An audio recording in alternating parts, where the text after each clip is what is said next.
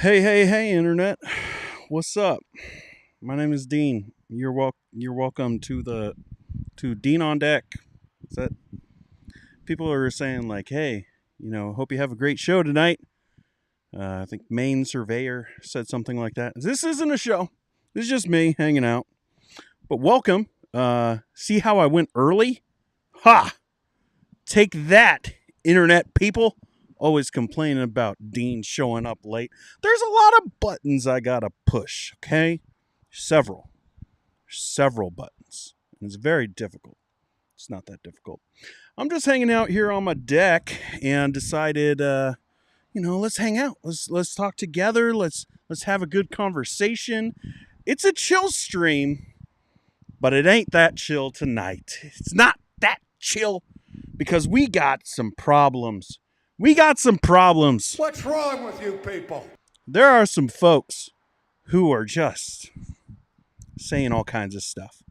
They're just going off and having sermons and Twitter fights and putting out little what are the Instagram ones called?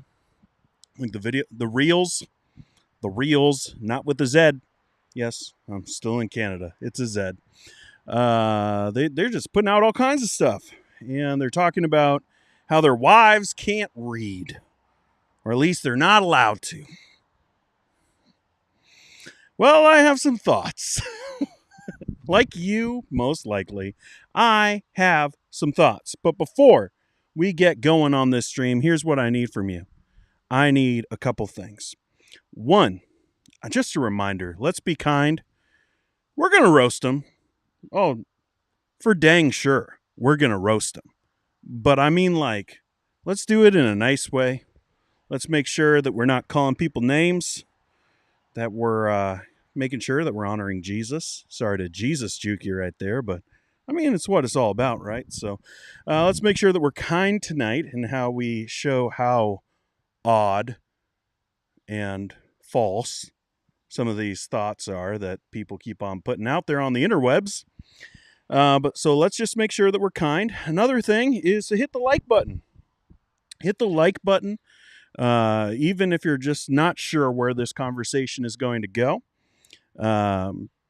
Hit it anyways, because what that means really is just YouTube knows, all right, this person was interested in this enough to hit the button, enough to have a little bit of interaction. And what that means is YouTube is going to go find somebody else. They're going to hunt someone down, track them down and say, hey, tap them on the shoulder. Hey, you. You want to come to Dean's stream? And then we can just have more people hanging out with us. And like, yes, it's me. I have the microphone. I'm the one with the camera on.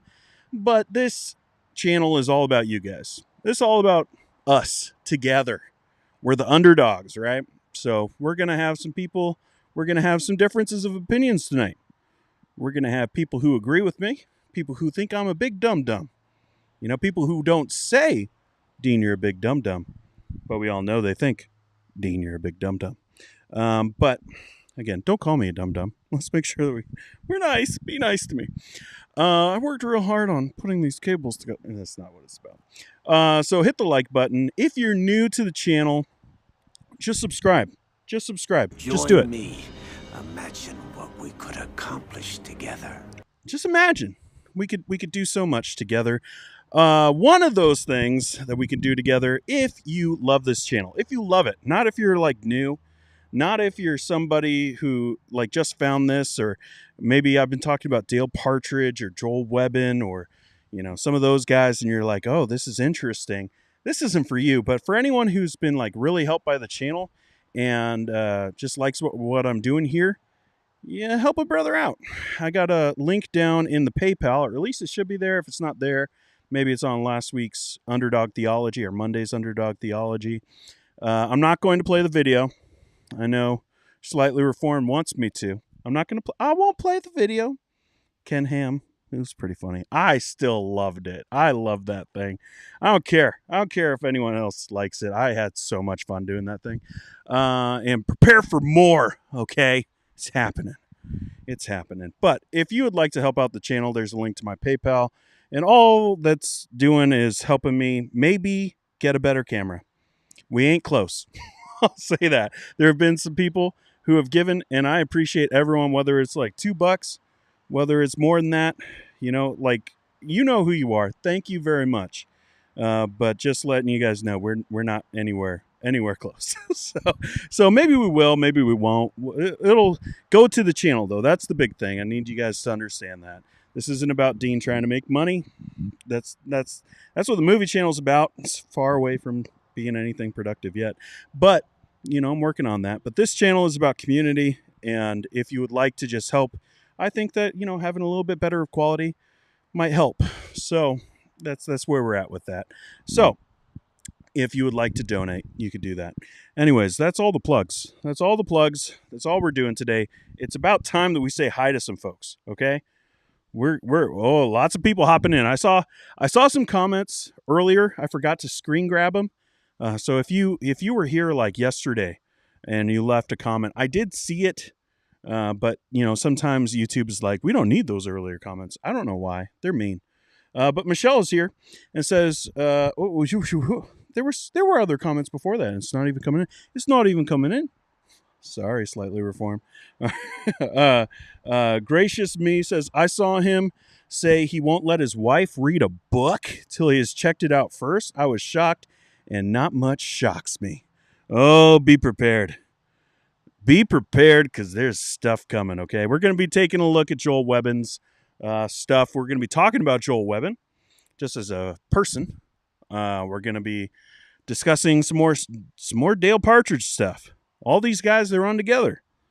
And I know that right now there's kind of like some fractures that are there.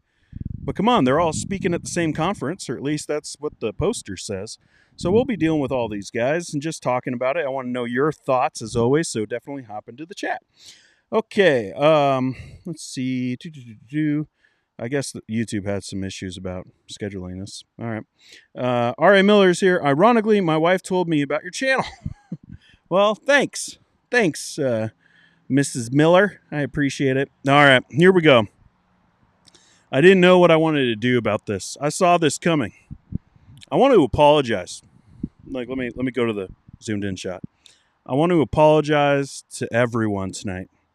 There is a figure who is going to be making the rounds tonight, and it's scary. All right, it's scary, but I will say it's a monster of my own creation. All right, we've got Slightly Reformed coming in and says, Dean loves my current combo of profile pic and username. What's wrong with you people? If you're like, where do you get that picture? I might have made it. All right, it might be from a thumbnail from a while back, although he changed some things. Walking through the scriptures with Joseph. Dang it, you told me how to say your name. It's Picata, right? All right, we're going to move on. I covered this in my video as well, Completely Crazy, Narcissistic by Joel. Yeah, we'll get into it. David's here. Says, hey, family. Oh, dang. Where's it? I got to go over. Where is it? It's over here. Here we go. What's up, fam? All right. I forgot to put this one in. I built out my Stream Deck. Everything that I do is through my Stream Deck, and I didn't put in the audio for that one. Big mistake. What a dumb. All right. Lukewarm No More says, Joel Webbin, the double part guy. Yeah, currently. I have some thoughts. I have some real honest thoughts. You guys like it when I'm just real blunt about things, so I'm going to be real blunt. There have been some issues even there. It's just odd, okay? Jamie Lynn says, hi, everyone. Michelle Franks is here and says, long week, and just very excited to be here from live from hot and sunny Southern California. Lucky. I just got smoke. There's just like smoke all over the place here. It's just everywhere. I thought it was going to clear off, but nope. Seth says, this guy lets his wife read. He's pretty much egalitarian. It's true. My wife does read, and my wife is currently at work outside of the home. Yes. She has a life, too. She has friends that I don't hang out with. And then I didn't have to give my approval for. It's a whole, she's like a real person. All right. When I seen the title, I got very excited. Yeah, we're going to deal with it. Should women be allowed to read? That's what we've devolved to, okay? And if you're new to the channel, you're like, get to the content. We will. This is a chill stream. Just sit back, okay? Relax. Have a good time. Hop into the chat. Just hang out with us. We do things slow in chill streams, but we'll get into it. Just be patient. Dang. Let's see. David's recommending the video, so maybe go check out his channel. I haven't watched it yet, Joseph. Sorry. Crunchy Farmhouse Mama. Whoa. Crunchy Farmhouse Mama. I'm not here to make fun of anyone's profile. If we were, we'd just be talking about Slightly Reformed the whole time. But Crunchy, is the farmhouse crunchy? I don't get it, but welcome to the stream. Glad you're here. According to Andrea checking in. Oh, okay. While I read my systematic, don't tell on me, please. How dare you? How dare you? You know what? Flames on the side of my face. Nope, you're not allowed. Although I'm not your husband, so, go talk to your husband about it. If you have your husband's permission, don't outpace him. Friday night barbecue godly version. Hey, yep, I got a barbecue right there. Actually, I have 2 barbecues on my deck because I still haven't gotten rid of my old one. Canadian winters. Okay. All right, fine. And he says hello. Dean, you are giving off gigantic get off my lawn vibes right now. It's true. I mean, I said it in the last stream. That's kind of what this is all about. Like, the deck is just for me to yell at people. But not in a mean way, just in a I'm passionate kind of way. Don't encourage him. Jamie, what are you doing? He's just going to do it more now. This is like a thing for him. I'm half convinced this is Joe Thorne. It's not. But I'm just saying. Dude for real. I can't spell dude for real. You can spell. You just spelled that correctly. Good job. Good job. David says, hey, bro, good to see you. Let's see. Heidi. Hey-o. Got company tonight trying to watch on the sly. Don't judge. They are single guys. There are more my husband's guests. Okay. All right. We're only going to judge a lot. Okay. Let's all hop into the chat and let's judge Heidi for her homemaking skills of entertainment. Just once. Don't call her names. Just be kind about how we do it. But throw one good jab in there. Okay. $2 American is like $10. What are we talking about? All right. Pam's here. Hey, we wanted to be on our deck and watch, but we are showing our house right now instead, trying to join in a loud restaurant. Oh my goodness. A loud restaurant. Should I be loud? Is this good? That was dumb. Okay. Moving on. Okay, I'm so glad you're addressing this clip from Jay Webby. We will. Is that what people call him? Is that his name on the street? Jay Webby? Jwebby? I'm all right with that. It's better than familial names. Hola, amigos. Hey, Orlando. Glad you're here. Lukewarm no more.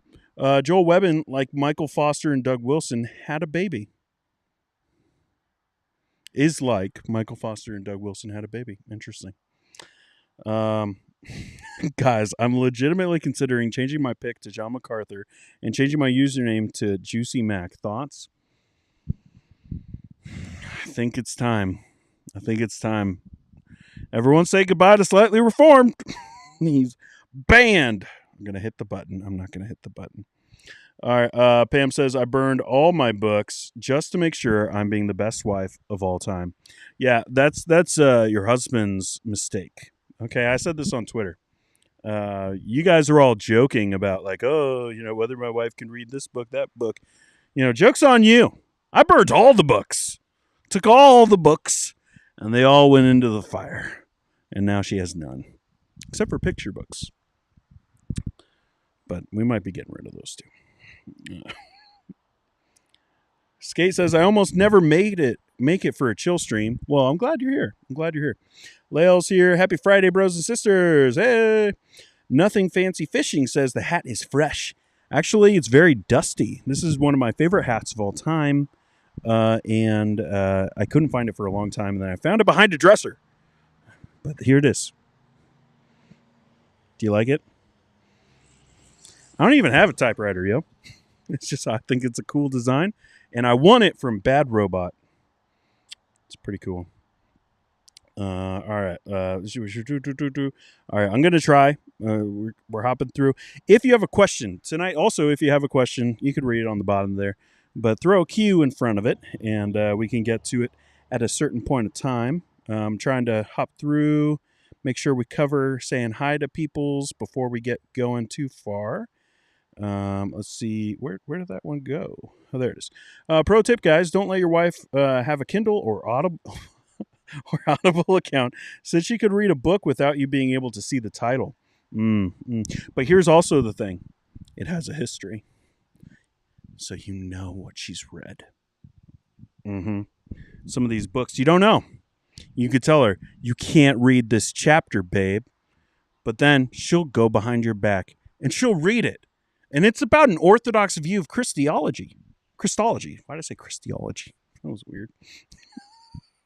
So focused on the joke. All right, Audrey. I feel bad for men. They have so much on their plate, just making sure they keep us women in check. Yeah, it's a hard life. It's a hard life, especially being a white man, mid-30s right now. Like, it's difficult. You know, so many closed opportunities. Sometimes I really think about the guys and just feel bad for them. Orlando says, I don't bother reading the title on Dean's stream anymore. As soon as I see him outside with the mic, I know I'm in for a good time. Appreciate it, Orlando. Yeah, reading. Who cares about reading titles anyways? I hate titles. Man, titles are my worst enemy on YouTube's. You know, you got to put the thumbnail, got to put the title, got to grab people's attention. It's like, I don't care to grab people's attention. If they want to come, they can come. But you got to play the game. Jamie says, I'm not married. Should I burn my books too? What did your pastor say? What did your dad say first? And then what did your pastor say? And if your pastor is your dad, then it's like double authority. So it's a lot. It's a lot of authority. Oh, okay. Thanks for the shout out. I'm Mrs. Miller. What's up, Mrs. Miller? You know what? What's up, fam? Oh, that's where I put it. I thought that was going to be Obi-Wan being hello there. All right. Well, he's been outpaced and he loves it. Reading through the chat. Tommy, my man, finally made it. Was moving my bookshelf to a locked safe. Good job. Good job. You got it. You make sure you got that key. Make sure there are no spares. 0 spares. Because she'll find them. If she's like, oh, what do you got in there? You got some Louis Burkhoff in there?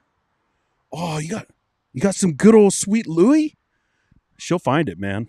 Some of these women, they have like noses for theology and they just want it and they crave it.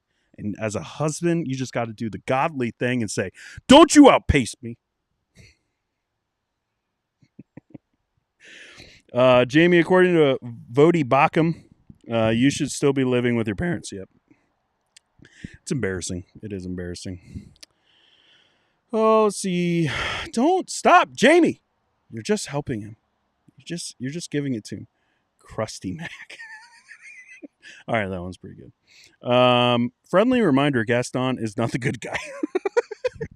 What are you talking about? I heard, from that Beauty and the Beaster. That's where I get most of my theology. Beauty and the Beaster, the pastor said he was awesome. I didn't listen to the rest of the sermon, so I don't know what the rest was about, but he was like Gaston. He had all the muscles, which make him the best. Dale Partridge also said the almost exact same thing. We'll get into it. Oh, hang on. And the haircut? Yes, I do have hair. For people who don't think I have hair, I actually have a lot. I just hide it. It's my secret shame. Joseph says, I'm doing videos on Michael Foster's book. It's good to be a man. It's scary. Oh, yeah. Maybe look up a book he has on poker. All right. Let's get into it. And we'll come back to the chat. Man, all these guys, it's so weird to me. It's so weird. Do they forget that we know who they are? Like, it's like, you bring up Michael Foster. Let's start there just for a second, and then we'll get into Joel Webb, and we'll take a look at the video. You guys remember all this stuff with Michael Foster? Like, how he was like a poker shark? You guys remember all that? You guys remember how there was like misappropriation of church funds for gambling debts? You guys remember that? Like, these guys, they act like we can't look up anything on the internet. And they're just like, yes, we are all about manliness now. It's just like, are you? Because like a decade ago, you were all about gambling. Like, I don't understand what's going on. Okay. All right. That was just for fun. All right. Let's take a look at a video. Let's push this button. Let's push this. And let's take a look. Is this going to come? There are certain books that I've just had to say, hey, I don't know if this is a bad book, but I don't have time to read it. Just making sure about the audio. And so you're not going to read it either. Let's start it over. So sorry. I apologize. How terrible of me.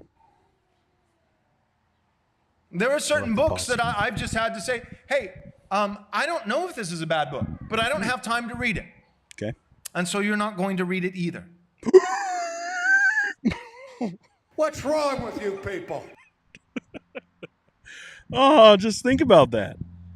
What he's saying there is that he has to pre-approve his wife's books. Keep going. We'll read it together. I remember recently my wife had a book and I saw her reading it on the couch. And it was about pedobaptism. And I said, no, we're not doing that yet. We will become pedobaptists when I'm ready. But my wife's not going to be a pedobaptist for 3 years before I am. And I don't have time to read it right now. I know the arguments will be great. I will agree and disagree. I'm not sure which arguments are better. But for the time being, this is what I'm persuaded of. And you're not going to outpace me. All right, a couple things. This is a clip taken from a sermon. This clip, I didn't find this. A guy named Andrew Woodard found it and put it on Twitter. I saw it from Twitter. Twitter was like, hey, you should watch this. And I don't know who Andrew Woodard is. Let me say that up front. From the look of his Twitter, I probably would not be a fan. I'll just say it that way. But I watched this video. And wow. All right, let's start at the beginning, right? Like, he is saying that there is a pre-approval process for reading books for your wife, that the husband, is must read the book first in order to make sure that it is good for his wife to read it. There's nothing like that in Scripture. You look at Scripture and you want to, like, for those who are complementarians, egalitarians, that's not really the issue.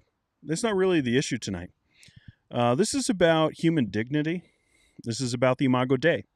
This is about you and me, men and women, being created in the image of God. And part of that means that we have reason. That we have reason to be able to understand how things work, to connect dots, to be able to have logic. Right off the bat, he is basically saying that his wife doesn't have as much reason as he does. And part of the problem with that is that he's saying that he must lead, basically, that all the theology of the home is dictated by him. I don't know if we can say that from Scripture. Priscilla and Aquila seem to have a little bit of disagreements. And we do see Priscilla actually taking the lead on a few things, specifically with Apollos. So what this is politics. Make sure that you understand that. All right, this is not about theology. This isn't, because you can't find that in Scripture. You can't find this degradation of the Imago Dei in women. And that's what this is. This is not, oh, men need to be leading. We'll get into, Dale Partridge said some very interesting things. We'll get into that in a minute. But let's go back just a little bit. We'll cover a little bit more of what he said. We're not doing that yet. We will become Paedo-Baptists when I'm ready. Okay, to Joel's credit, I'm pretty sure that's a joke. That is a joke with Joel Webbin because he runs with all the Moscow people. And I'm fairly confident that that was just a joke. He's not turning into a Paedo-Baptist, at least not that I know of, not that I've seen. He said strongly that he's not going to, but it seems like everyone who runs in those camps eventually does, whether that's, what's his face, former Baptist seminary president who immediately shifts to a Paedo-Baptist, Joe Rigney, or guy who was so for baptism like last year, Jared Longshore. Like these guys just keep on shifting. And I think that what he's saying there is a joke, that he's not going to shift, and so he's just using that one as an example. But take out the example, and he's basically saying that I get to make the theological decisions in our house. You don't get to. You don't get to outpace me. There are plenty of women who are married to godly men who don't care about theology. Not the way that they do. I've known so many women who are way more theologically minded than their husbands. And that's not a bad thing. They have an interest. Maybe they have a gift. Now, how they exercise and use that gift, we can debate on that. But it is true that they can have a gift for teaching. They can have an intellect. We'll talk about that in a little while. But an intellect to be able to understand theology better than their husband. And it's not sin. Show me in Scripture where it says that's sin. And don't you dare, all right, don't you dare turn to Ephesians chapter 5 and you start going through, all right, well, Jesus loved the church and he gave himself up for it. And then you go through the list of what Jesus has done for the church. Don't you dare take that and say, oh, that means that the husband does all those things for the wife. We don't do that with anything else theologically. But for some reason, there are so many good pastors and bad pastors who will take that example of Jesus' love, which all Paul is trying to do is get you to understand how much Jesus loves the church. And so by application, the husband should love the wife. But these guys, they start saying, oh, this is what I need to do for my wife. Are you kidding me? Are you going to wash her with the word? Only God could do that. Like that list, that is not a to-do list for the husband. You are not the priest of your home. There's nothing in Scripture that talks about you being a priest. We're all Christians. Your husband, your wife, Christians. They have the same Holy Spirit in it. I can't. This is where like people just, I don't know what they're doing because they compartmentalize all this stuff, and you wouldn't do it with other things. They start saying like, okay, as a Baptist, for all the Baptists, I don't understand how you can hold to a view like that, because part of it is individual soul liberty. Like that's part of what being a Baptist is all about. It's not exclusive to Baptists, but it is part of our theology. And by that, we mean that you can make decisions for yourself spiritually, that no one gets to dictate your spirituality other than Scripture. Like no person gets to come in and be like, getting bossy around and tell you what to believe. You follow Scripture. You don't follow a person. And yet these guys call themselves Baptists. This guy says right now he's a Second London Baptist Confession guy, 1689er. How can you do that? How can you do that when you're dictating the beliefs of your spouse?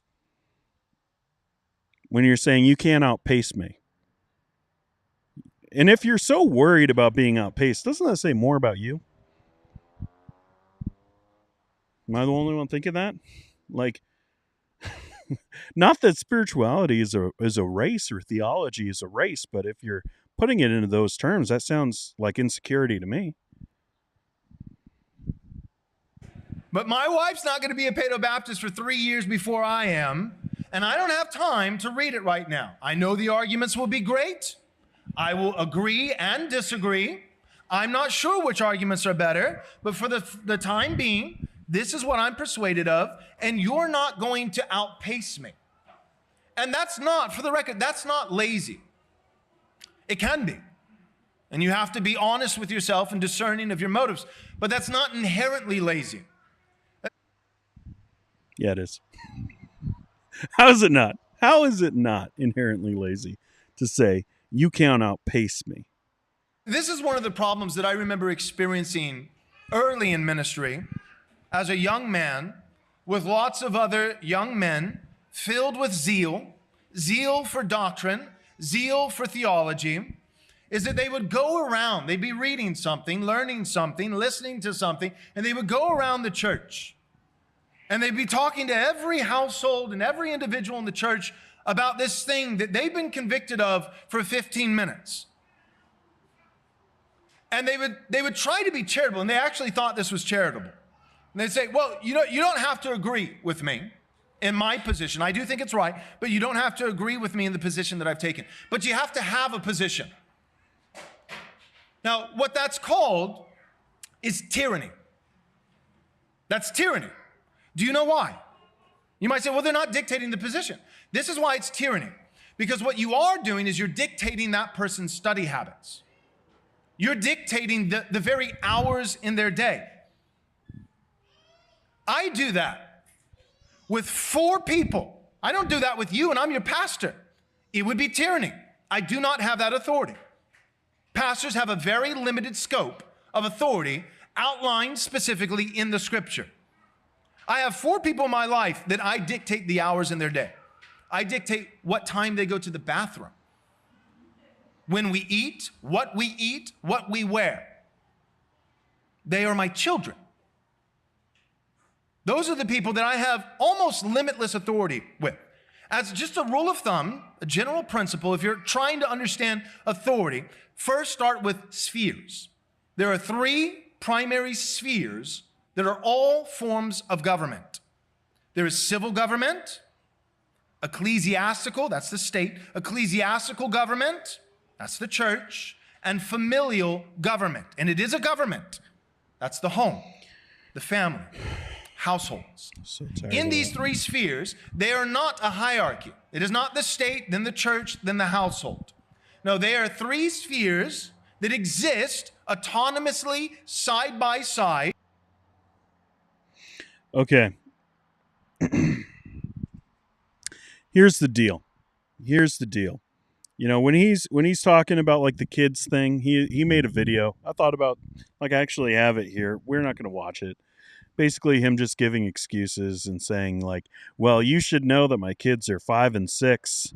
And when I'm talking about when they could use the bathroom, it's about, you know, getting their jammies on, going sitting on the potty, like we're supposed to know.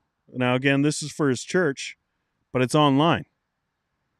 Okay? Like, pastors, like, when you put sermons online, make sure that, you know, your illustrations, well, one, I doubt a lot of you guys watching this will sound like this, but, like, make sure your illustrations don't have to be, like, so understood by everyone in the room that you're specifically talking about this age of your child. Like, if you have to do that, it's a bad illustration. You shouldn't use it. Let's just at the beginning. I want to hear this again. I do that with 4 people. I don't do that with you, and I'm your pastor. It would be tyranny. So this idea of tyranny, he's saying that it's not tyranny in the home, but if I were to exercise that same kind of authority outside the home, whether that's in the church or in life, that would be tyranny. But he doesn't have any reason for saying that.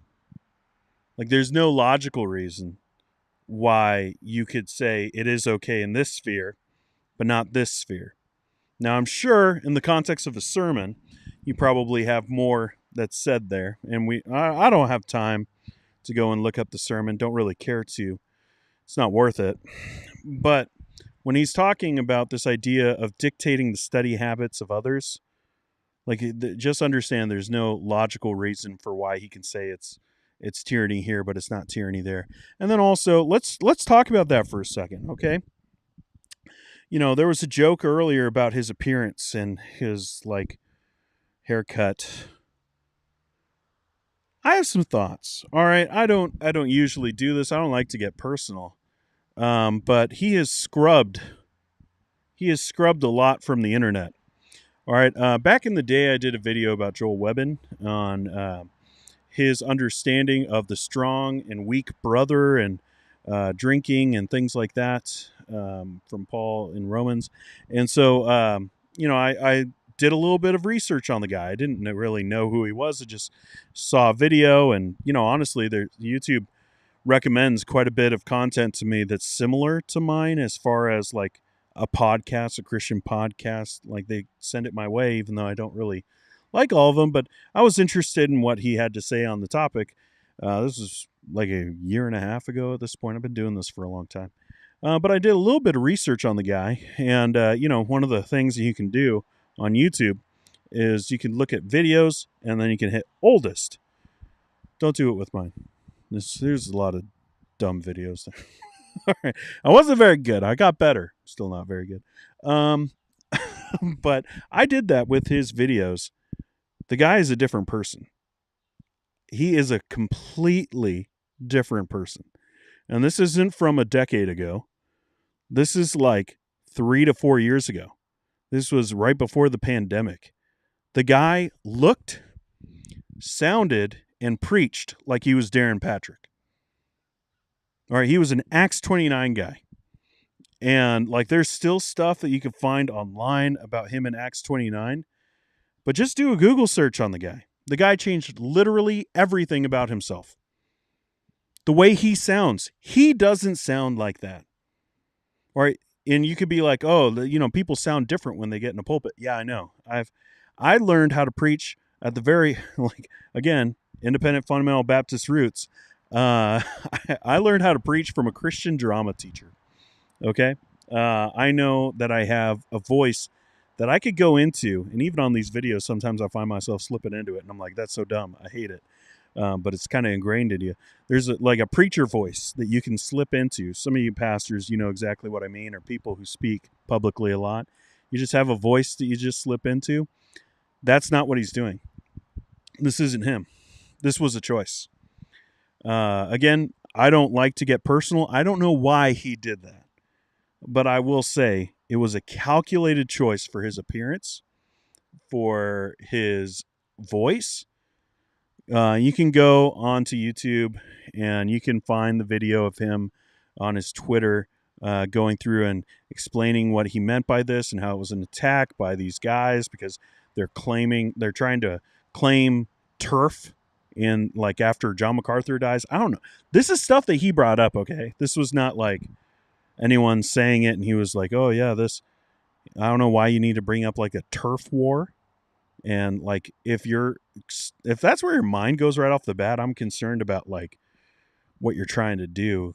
If you're like, it's not that, it's like, who would say that? But they're all trying to get turf, I guess. I don't know, and use stuff against people.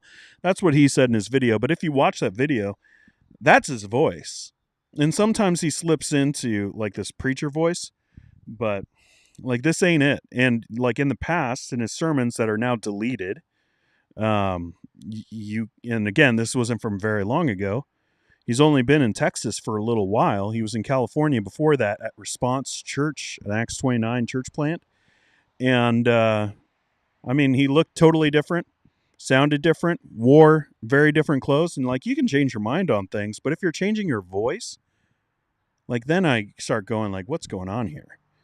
Like I'm not going to speculate on his motives for it, but I'm just wanting you to know, like there are things that this guy has changed on that's just so odd, and to me when I look at these things, it's all calculations, and he does things online, and they're all calculated to get a response. Go look at his thumbnails, guys. Go look at his thumbnails. Don't watch his videos, but look at his thumbnails and look at how extreme he is in the language. All of these decisions are calculations to gain an audience. What he's saying here, using a weird illustration that like he giggles about. Like when he starts talking about his wife reading a book, he's like giggling about it. Read it either. We'll read it together. I remember recently my wife had a book and I saw her reading it on the couch. What the heck? Why is this funny? Like I get nervous laughter. I do it quite a bit. Right there. But at the same time, like calculations, illustrations, things that are meant to build an audience. This is what I'm about here. Like just calling these guys out and saying like that's what you're doing. Who are you trying to fool?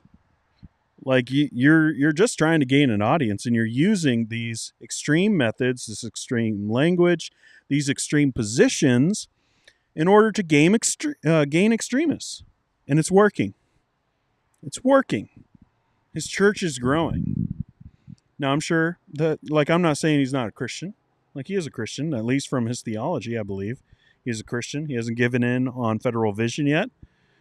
So, like, I have no reason to not think that he's a Christian, that he preaches the gospel. But when you have all these other things attached, you become a very troubling teacher. And for me, obviously, I wouldn't recommend to anyone check out his stuff and really listen and learn from him. But I do think that he's a Christian. But it's just these guys, they want to play these games of trying to get ahead. And like I said, there's a video. You know what? Heck, I'll play it. Let me bring it up here. I see we got a dislike. Thanks for watching. I don't know if that's someone from that church, probably. Let's go. Yeah, let's go here. Hey guys, many of you probably, like myself, are just frustrated or annoyed by the Christian Twitter world and the back and forth, the fighting. I try not to instigate, but often maybe a clip of one of my videos is shared, or an excerpt from a book that I wrote is misused, or something like that, to try to tarnish my public reputation. That said, I'm not sinless. Guys, listen to him. All right, you might be like, Dean, that's too mean. Dean, it's too mean. You can't talk about how he talks. He's different. It's a different speech pattern, y'all. Like this is calculated. You make mistakes. The things that have been recently shared by Nathaniel Jolly and Andy Woodard, I am fine with. I stand by it. You know, my point in the clip that Andy shared was very simple. I was just talking about three spheres of authority. That the civil sphere has authority. There are no over a lot of three people, spheres of authority. but a The way small that they amount describe of it. authority. The ecclesiastical sphere, church, has more authority, but a smaller amount of people. And then ultimately, husbands and fathers in the home have almost limitless authority. There is such a thing as abuse of authority in the home. You can be overly domineering, all those kinds of things. 1 Peter chapter 3, husbands should live with their wives in an understanding manner, recognizing that they're co-heirs of grace, but also the weaker vessel. But, you know, I gave the example of like with children, which for context, my kids are 5, 3, 2, and 10 months. And I said, you know, a father has authority over even when the kids use the bathroom.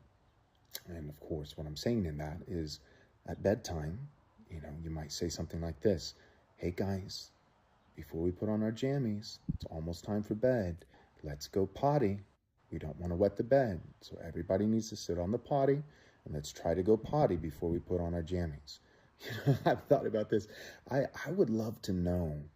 I would love to just meet these abusive parents that are causing an epidemic of bedwetting with toddlers all around the nation because they don't tell their kids to go potty before bedtime. But apparently, it's crazy for a dad to say to his toddler children, you need to go potty before bed. Like, so we these knew are the that. kind of examples that are being And also used, weird. to I don't dictate. to say that Stop I'm, for a second. a monster. All right. Well, I want to hear that last part just one more time. Notice how he puts it. To say that I'm, a monster. Who's calling him a monster? All right, I'm sure there are some people, but come on. Like, a little dramatic. 2, like, that's just, I'm the victim, right? I said things, people didn't like it, I'm the victim. So they're calling me a monster because I tell my kids to go to the bathroom. Okay, 1, I don't think that if you're someone who doesn't know him, you wouldn't know that his children were young. And 2, it's also pretty weird to talk about it in that way. I get to dictate when my kids go to the bathroom. Like, again, this is not someone asking him questions and then getting that answer and then contorting it. He's the one who gets up and says, oh, this is how I'll be able to explain it. I will explain it this way. This is my illustration to be able to, clearly articulate my position. I get to tell everyone in my house when to use the bathroom. Like, why if that's what you mean, why would you put it that way and not a different way? I don't think so. Also, I don't do that as a father. It's not like, oh, my kid has to go to the bathroom. And I'm like, not now. Not now. You cannot. You have to wait to the designated time. Like, it's just kind of ridiculous. Now he gets into like the turf war stuff. And that's really not the point. So let me get to the point. The point is, what you're witnessing, it's a turf war. So if you've been in the Reformed Christian Twitter world and you're just frustrated because maybe you respect someone like Nathaniel Jolly, you respect Andy Woodward, which I'm sure these guys are faithful preachers. I'm not familiar with their work. I don't watch their sermons. Me neither. Because I'm not, looking for clips from a sermon from, multiple months ago to share online to try to smear their reputation. So I'm not familiar with their work. They're very familiar with mine. They apparently spend a lot of time trying to catch me. Gotcha this time. So they're very familiar with my preaching and that kind of stuff. I'm not familiar with them, but from what I've heard, they are faithful guys.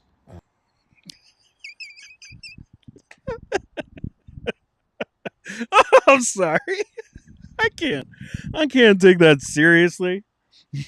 They just want to do gotcha. They just want to gotcha. They just want to do the gotcha, and they want to trap me, and they want to do this turf war. But they're probably faithful guys. That's you don't get to have it both ways. What are you doing? All right. Again, the turf war thing is super weird to bring up, and unless you think that you have a position on that turf. Let me make it abundantly clear. None of these guys should have any turf. Like, it's not cancel culture. It's just, all right.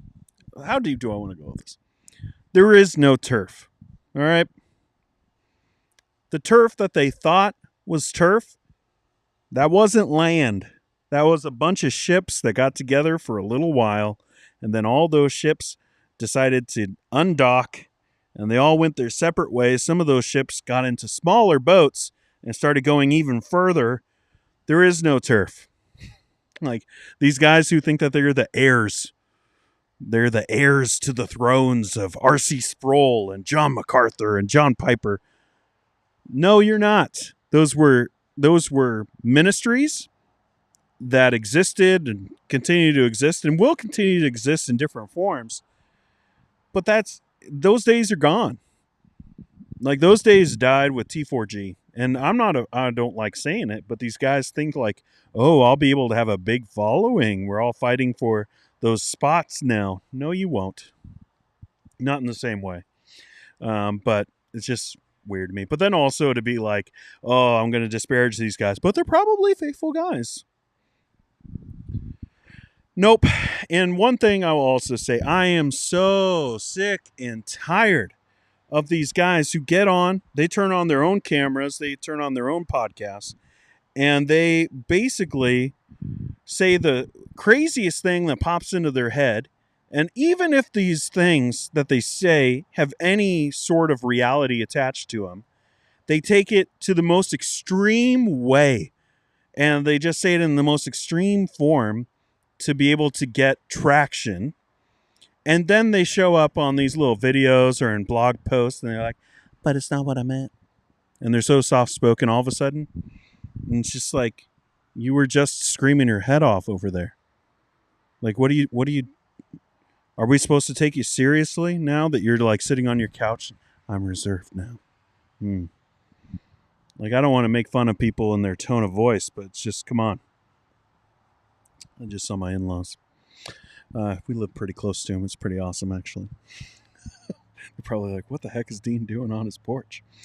But it's just enough of this stuff. If you said the crazy thing, don't get mad.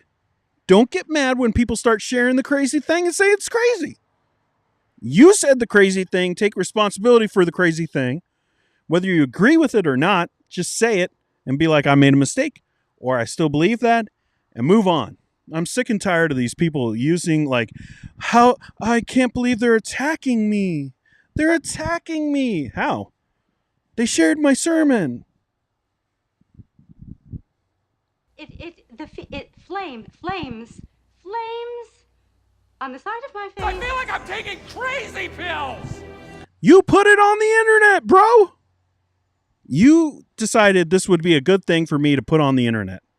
You told your tech guy, put it on the internet. Let's do it. Launch it. Like, and then you get mad that people clip it out. They clipped it out because it's crazy. Either say, I believe this crazy thing, or I don't believe it, and move on. Stop pretending like you're a victim because this isn't someone like taking a conversation that was like in a, private room, like secretly recording something like some of these other pastors, secretly recording stuff and then being like, yeah, he said it this way. We trapped him. Gotcha. Like, no, you said in a sermon and you uploaded that sermon to the internet. You decided that it should be public. Why are you so ticked? And also, all right, lots of things. We'll get into the Dale Partridge thing in a minute. But these guys also, like, they love to talk about how they're the faithful ones. Like, they're the faithful ones, and they have the extreme ideology, or at least the strong ideology is probably how they would put it. And all these other guys are like the weak sauce guys. And so they're the faithful ones. The other people like me, like maybe you're the unfaithful ones. And so they love to do it that way. And then they get so shocked when like these masses that they call and say like, oh, they're not faithful or they're weak on this position and stuff, that they would have a negative reaction to their strong position. Like if you are saying, I'm right and I'm in the minority, why are you surprised when the majority come for you? Like if you really believe this stuff, which I'm sure that they would say, yes, we do, then why are you surprised when the vast majority of Christians online are like, this is dumb? What? Women shouldn't read? Like, women shouldn't teach women theology? Like, why are you so shocked? If you claim to be like the minority with the right position and everyone else has gone astray, why are you so like upset when all the people go like, wait, what did you just say? It's beyond me. I don't understand. Yeah, someone's saying, uh-oh, Dale Partridge too. There's a video. That guy, he just can't keep his stuff to himself. Before we get into the Dale Partridge stuff, no, let's just deal with the Dale Partridge stuff, and then we can move on from this. Or you can share your thoughts. We'll deal with your thoughts, but we'll move on from, this watching videos and stuff. We got one more, another one. All right, let's go back over here. Oh my goodness, there's two of them. Okay. So good friend of the channel, consistent watcher, faithful viewer is how I'll put it. Dale Partridge, he decided to upload this.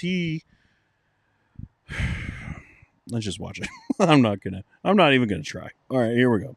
In a time when the world thinks men and women are interchangeable and equal, allow me to remind you 3 things only a father can do. Number 1, preside. Sure, anyone can perform leadership duties, but God uniquely equipped men for the act of presiding and ruling over a home. He's given them hormonal and biological capacity for greater discernment, Whoa. Whoa. Biological. Here we go. thinking, risk-taking, and assertiveness, making them extremely capable leaders when under God's guidance.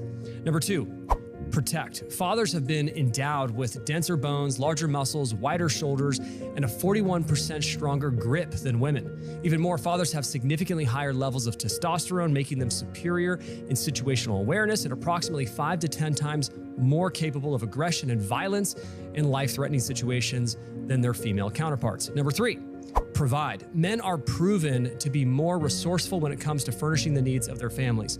In addition, fathers have a far greater endurance for physical labor and an impressive ability to cope with extreme stress. Ultimately, in Scripture, men are not randomly given the role to preside, protect, and provide. They are given those roles because God biologically designed them for those roles. Yes, men and women are equal before the cross, but they are unequal in their being, capabilities, and role. What? You heard him. This is not Dean twisting someone's words, okay? This is his video. You want to get mad at me, Dale? Stop putting out videos like this, bro. Protect and provide. They're given those roles because God biologically designed them for those roles. Yes, men and women are equal before the cross, but they are unequal in their being, capabilities, and role. And that is false. That is a violation of the Imago Dei. What he just said at the very beginning of that, they are unequal in being. All right, now, is it a general rule that men are stronger than women? Yes. Those men haven't met my wife. My wife's buff, dude. My wife, like, she's in charge of a warehouse, man. Like, she lifts stuff all the time, and she's rad at it. And she's like, she showed me her pipes today. She's like, boom. And I was just like, whoa, what the heck? Now I'm stronger. Very proud of that fact, by the way. But like, my wife can beat up a lot of those dudes, like, who show up at these conferences and they want to talk about manliness. So I'll just say that. And she's gorgeous. All right, I just missed my wife. She's at work right now. All right, but my point is, this is where this crap leads. Like, you guys, Joel Webbin, Dale Partridge, there might be a few differences, but they're speaking at the same conferences. They're running in the same groups. And honestly, their ideology is the same. All this biblical patriarchy stuff is basically just misogyny. That, you cannot watch that and say that it's anything different. This isn't biblical patriarchy. This is a guy saying, I think these thoughts, and I'm going to say them as facts. And I'm convinced that the 41% thing is the only thing that he actually had proof for. And so that's why he gave that one stat. All right. But no, it's not true. There are plenty of women who are stronger than men. It's the same thinking, though. Like here, like he even talks about at the very beginning. Just look at these words, okay? He has them on screen. Obviously, he wants us to read them. In a time when the world thinks men and women are interchangeable and equal, allow me to remind you 3 things only a father can do. Number 1, preside. Sure, anyone can perform leadership duties, but God uniquely equipped men for the act of presiding and ruling over a home. He's given them hormonal and biological capacity for greater discernment, rational thinking, risk-taking. You tell me how that's not saying women are dumb. All right, he wants to put it in different terms, but that's essentially what he's saying. He's saying that men are smarter, that there's something biologically about them, there's something there that they're just able to understand better. They have better discernment. Women drool, boys rule, girls drool. That's essentially what that is. All right, you might, upper tier the language and try to build it up and say it's something else. You try to fancy it up. But essentially, it's girls have cooties, and so they're not as smart as me. Me am man. Me am smart. Me am best. Like that's what that is. They don't have the discernment skills. This is that false application or false interpretation of 1 Timothy chapter 2 at the end of the passage where we have this exclusion of teaching. This isn't a stream that's all about egalitarianism and complementarianism, but at the end there, this exclusion of teaching that Paul gives for women, and the reason why he roots it in creation. This is how those people who interpret it to say women are just more naive, that they can't be trusted with good, solid teaching because they're not smart enough. He holds to that, and that's where he goes with it. Because men have better discernment. That's what he says. Ruling over a home. He's given them hormonal and biological capacity for greater discernment, rational thinking, risk-taking, and assertiveness, making them extremely capable leaders when under God's guidance. Oh my goodness. How many examples could you give in your own life of where you have seen this be false? Where you've seen it. Men who were incapable of leading in certain situations, and where the women were told to just shut up and not assert themselves, even though they were far more competent to be able to handle the situation. See it time and time again. This guy, I don't like talking about him. I find his stuff to just be awful. Like, I don't like in talking about it, but they just keep on pumping out this garbage. And it's not just Joel Webbin and Dale Partridge, it's all these guys. They just keep on doing the same shtick because they learned it from Doug Wilson. All these guys are doing, like Joel Webbin is talking about how, they're all fighting for, who's going to take over John MacArthur's spot. No one's going to take John MacArthur's spot, not from these camps. Are you kidding me? One, they're incapable of being able to, actually fulfill that role, even though they have so much discernment. Biological discernment. like that's a thing. But no, they're not going to do that because they're all fighting to get in at Moscow. They're not heading over to Grace Community Church. They're not starting these organizations that are going to become something really big and be impactful. No, they're all fighting for the scraps of Doug Wilson's table. Notice me. Speak at my conference. That's what they want. They want to be homeboys with Dougie.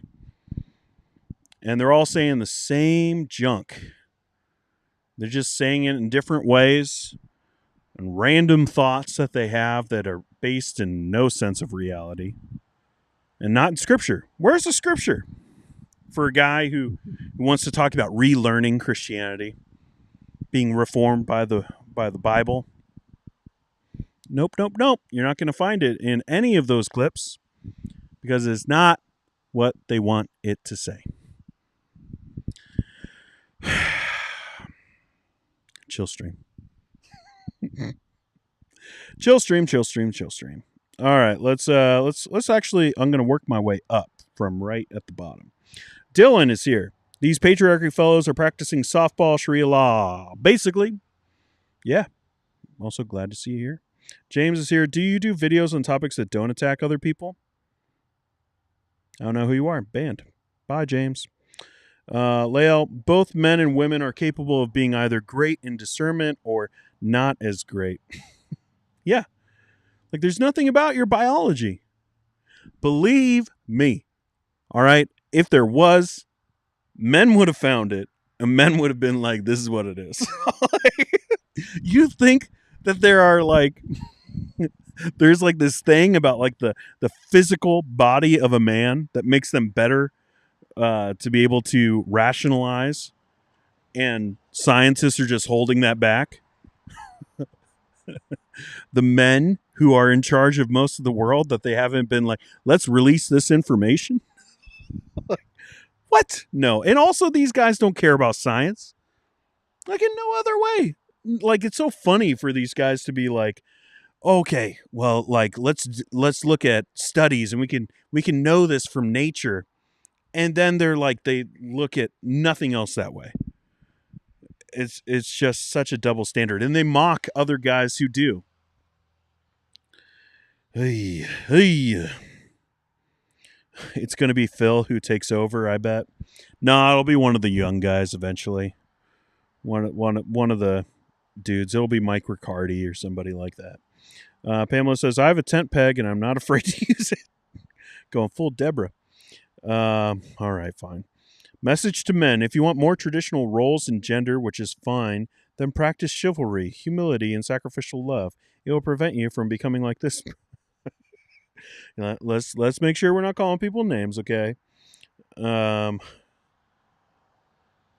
Pamela says, it's the attitude for me, the constant pitting men and women against each other and trying to prove how much better men are. What happened to neither male nor female for you or all in one correct? Yeah, well, he said that at the end. Well, there's no difference under the cross, but there's so many other differences. And I don't know why. Like, again, I think there's, like, a psychologist could look at this thing and probably find all kinds of different reasons for why anyone would talk about the other gender the way that these guys do. But I'm not one, so I'm not going to speculate too much. But I think it's very clear that they keep on bringing it up because there's some kind of threat that they perceive. And obviously that's threat not based in reality. That's just something that they're perceiving. Why they perceive it, they would say it's because of the world, the culture. Not that these guys have any like involvement with the culture. Like they're come on, they're running for the hills. David, I worry for how they're treating their families. If this is their public persona, they're either tyrants or hypocrites. It's hard. It's hard because, like, I can say it from my perspective. All right. I grew up in a home that was very much like this. All right. And I was trained at a Bible college that wasn't necessarily like about patriarchy, but very hyper complementarian is how I'll put it. And so that stuff was ingrained in me. And actually it took me a couple years in our marriage for me to like work that crap out, you know, and try to really understand how to be a good, faithful husband and a good father. But I could just base it from my experience, from the people who taught me, from my home. I don't see how it can't be. Like how it can be that you say these things, you know, publicly, and then you go home and you act differently. I've never seen it before. That's how I'll say it. It's not my experience. Joseph says they do believe men are smarter. Again, no voting for women and why they outlaw women Bible studies. Yeah. It's a form of shackling. They're just shackling these women to their husbands so they can't leave them. Well, maybe be a good husband. Like maybe just be a good husband, a loving husband, and your wife won't leave you. You know, or your wife won't be tempted by the world. If you're so concerned about the world, you know, taking your wife's mind and you know, being conformed to the world, like maybe just be a godly husband, a loving husband, and, you know, be a faithful Christian on your own and, you know, lead. There is such a thing as leading your wife, but it doesn't look like this. Let's see, going up a little bit. Ari Miller, this totally fell apart. He said that men can only do these things, but then claims that men can provide better than women. Women can provide, though. See how that isn't the same thing? Yeah. Also, all right, I'm a big basketball fan. Okay, I'm a big basketball fan, and I love draft night. I love it when like these young players, get to thank their families for everything that they've done, to be able to get these athletes who overcame a lot. Every one of those athletes has overcome something. People want to make fun of NBA athletes and flopping and, how they get paid millions of dollars and, whatever. But each one of these kids, when they're drafted, have gone through the ringer. And I can't tell you how many single moms are just, adored by their sons and at the draft, and they're just thanked over and over and over again because their dad wasn't around and mom provided for them as a family, worked 2 to 3 jobs, like got them to all the games, paid to make sure that they had all the shoes, the jerseys, like paid the fees, all those things to keep them playing basketball. And these guys just cry and weep over their moms who provided for them. There are so many more women like that. That's just the NBA. These single moms who are just kicking butt and being able to provide for their families when the husband, the man, ran off. And I'm sure they'd be like, well, yeah, but that's not that's not supposed to be like the way it is. Yeah, but it is the way it is. And they provided for their family. Like it's ridiculous. And also there are women who are capable of doing jobs that men just aren't. And specifically their own husband, they're never going to be able to do that. All right, they're female doctors. You against female doctors too? Like, I could never be a doctor. My wife isn't a doctor, but she's capable. She probably could have been if she wanted to, but we were so Bible college. Got to go to Bible college. So belittling. Potluck says he has no idea what it's like to push a 10-pound baby out. Yep. Yeah, it's a lot. It's a lot. Not Joel Webbin. Hi. Drama. Okay. Yep, Chris, it's just real bad. It's just real bad. But those are my thoughts on all that kind of stuff. Now, we can talk about that. You can keep throwing in your comments about all that kind of stuff. I do have some questions I'm going to hop to. So every time I say hop now, I just get so self-conscious about it. Again, if you're here, I see that there's about 70 people who are watching here. I'm assuming that some of those people are people who don't like me. But the people who do and are watching, hit the like button. Hit the like button, whether you're on your phone, whether you're on your iPad, whether you're listening to it on another way. Hit the like button wherever you're at. It really helps the video do better. And as soon as I say that, people start leaving. What is it? What is it about that? What is it? Every time I say hit the like button, people just like head for the hills. What is that? I don't know. All right. David has some more wisdom with us. David, you are so smart, dude. Like, you just constantly coming in here with wisdom. We cannot even begin to understand how brilliant that was. Here's a novel idea. Never use the pulpit to say things you wouldn't want said publicly. Preach the word, you silly goose. Then you won't have to worry about it. I'd love to have an exposure issue. Yeah, it's just like... And if you need to apologize for something, then apologize for it. If you need to give background for it, then give the background for it. But don't act like you're a victim because someone's using your own words. Whether they're clipping out just like one sentence and being like, oh, he said this and it's totally contrary to reality, then that's something. But most of the time it's just, oh, you used a 3-minute clip. If we can't understand the context from 3 minutes, then that just means you're a bad communicator, right? Like a lot of these guys, they're just like, they get so touchy and they're like, but I deserve this platform that I have. And it's like, well, if you're not that great of a communicator, maybe you don't. Like maybe just say things a little bit normally. Let's go. Noxie's here. Hey, man. Webbin's voice has such a sanctimonious tonal quality that it makes me think this might be someone who would be benefited by receiving a firm manly slap. I wouldn't go that far, but like I said, I don't know if you were here earlier. The voice has changed. Like his voice has changed. I don't know why he did that, but he's doing it. It's a calculation that he has made, whether that's to appeal to the base that he's trying to get, but he has changed everything about himself. And to me, that's very concerning. Like, again, but, I didn't always have a beard. I have a beard, and I don't really dress any differently. You could probably tell that. But, like, I have let loose with my language a little bit of, when I'm on these streams, I'm just streaming, talking to people, and I don't use, like, maybe the exact words that I would use in a pulpit, that I have used in the pulpit, but I'm pretty much the exact same. Like, just have a beard. We change a little bit, but not everything about ourselves, and we don't change our voice pattern. Like, that's just, like, I sound the same. I might use different words, but I sound the same. So it's just odd, and it's not a preacher voice because, like I said, he has done it. Like he was preaching, and he sounded exactly like Darren Patrick. I've listened to a lot of Darren Patrick over the years. Miss that guy, but was like, yeah, he was exactly like that.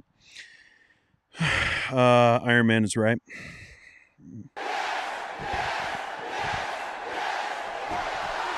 The bigger the beard, the closer to God. Amen. Amen. I need to have some organ music added onto here where we can just be like, oh, yes. All right. Throw a question into the chat. I have some questions that I've been pulling up while we've been watching some of the videos. I can multitask a little bit. Guys, I'm willing to hang out, okay? My wife is closing tonight because she works outside the home. I thought about showing you a Joel Webben video where he was talking about women and working and how they shouldn't work.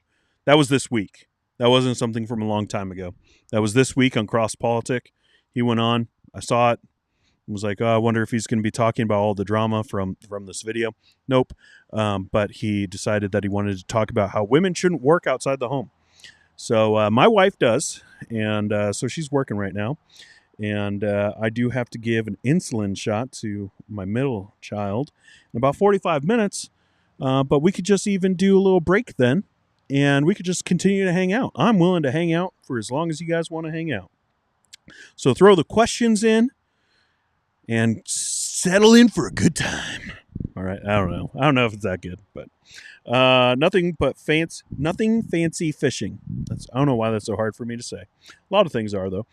Question: are you familiar with the work of Todd Bordeaux on men, women, etc.? No clue. No clue who that is. So sorry. Maybe I'm a big dum-dum, but I don't know who that is. Shawnee Hensler says, are you going to see the Essential Church movie? I don't know. It's a hard one. I'm a fan of a couple people who I think worked on the project.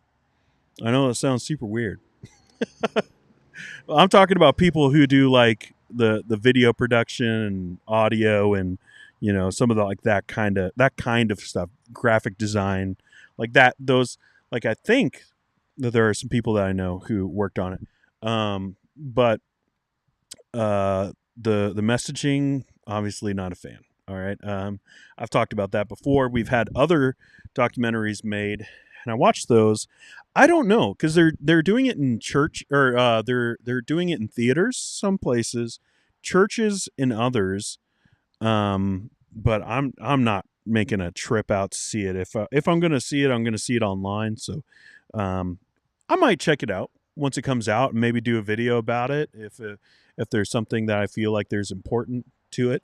There are people who are saying it's a great documentary. So I'm not going to say like I'm firmly against it. I haven't seen it, but if it's anything like the other documentaries and if it's the same kind of messaging, I'll probably disagree with quite a bit in it. But I'm willing to watch something. Sure. Orlando, I seriously need to get that "What's Wrong with You People" soundbite on my phone so I can play it every time my wife gets lost while driving. What's wrong with you people? Orlando, that's not going to go over well, man. Or maybe it would. Maybe she'd think it would be hilarious. hilarious. My wife would. Michelle, so much pride in that comment about her not outpacing him. Wow, yeah, it's from the heart the mouth speaks, right? Audrey says, I swear Joel used to be on staff with Dale Partridge, fake seminary. Oh, that's a thing. We could talk about that for a sec. Yeah, all of that's odd. They're speaking at a conference together, but Michael Foster on Twitter talked about how it wasn't it wasn't good that Dale Partridge was talking about his academics the way he was. So I don't know, maybe something will go down there. But yeah, like there was some stuff about how Dale announced that Joel and Michael Foster were going to be like involved with his Reformation seminary.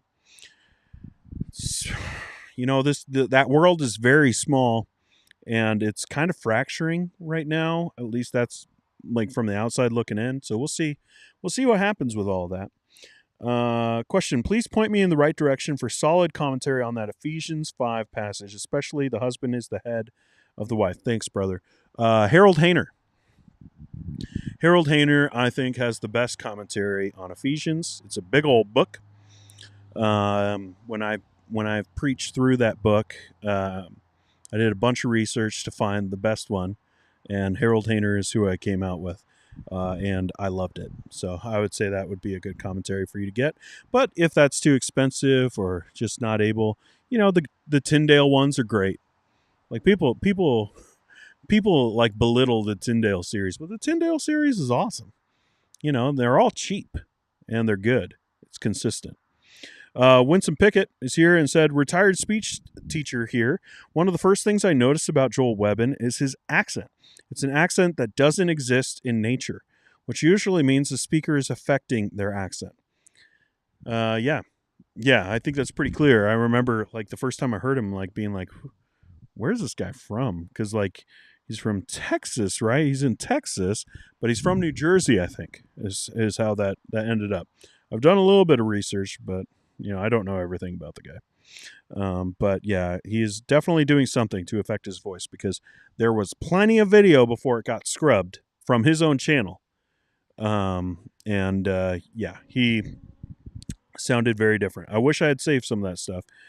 But I did not, because I'm just a big dum-dum. I'm belittling myself so much online. All right. Let me see. Let's go down a little bit. Questions. I see a couple cues there. Yeah, we'll start right here with Roland, my man. Thoughts on the Sound of Freedom? Dang, Roland, you trying to get me canceled? If you don't know, The Sound of Freedom is a movie that came out, and it's very controversial. What I will say is I'm a fan of exposing the content. And being able to talk about these things from Hollywood. I'm a fan of that. I have not seen the movie. I cannot speak to the quality of the film, but I do not like the conversation that's around it. Like, I will say that. It's like being used right now as like this litmus test of woke or anti-woke and like all that weird stuff that I try not to get involved with. And then there's stuff with Caviezel, the guy who played Jesus in The Passion of the Christ.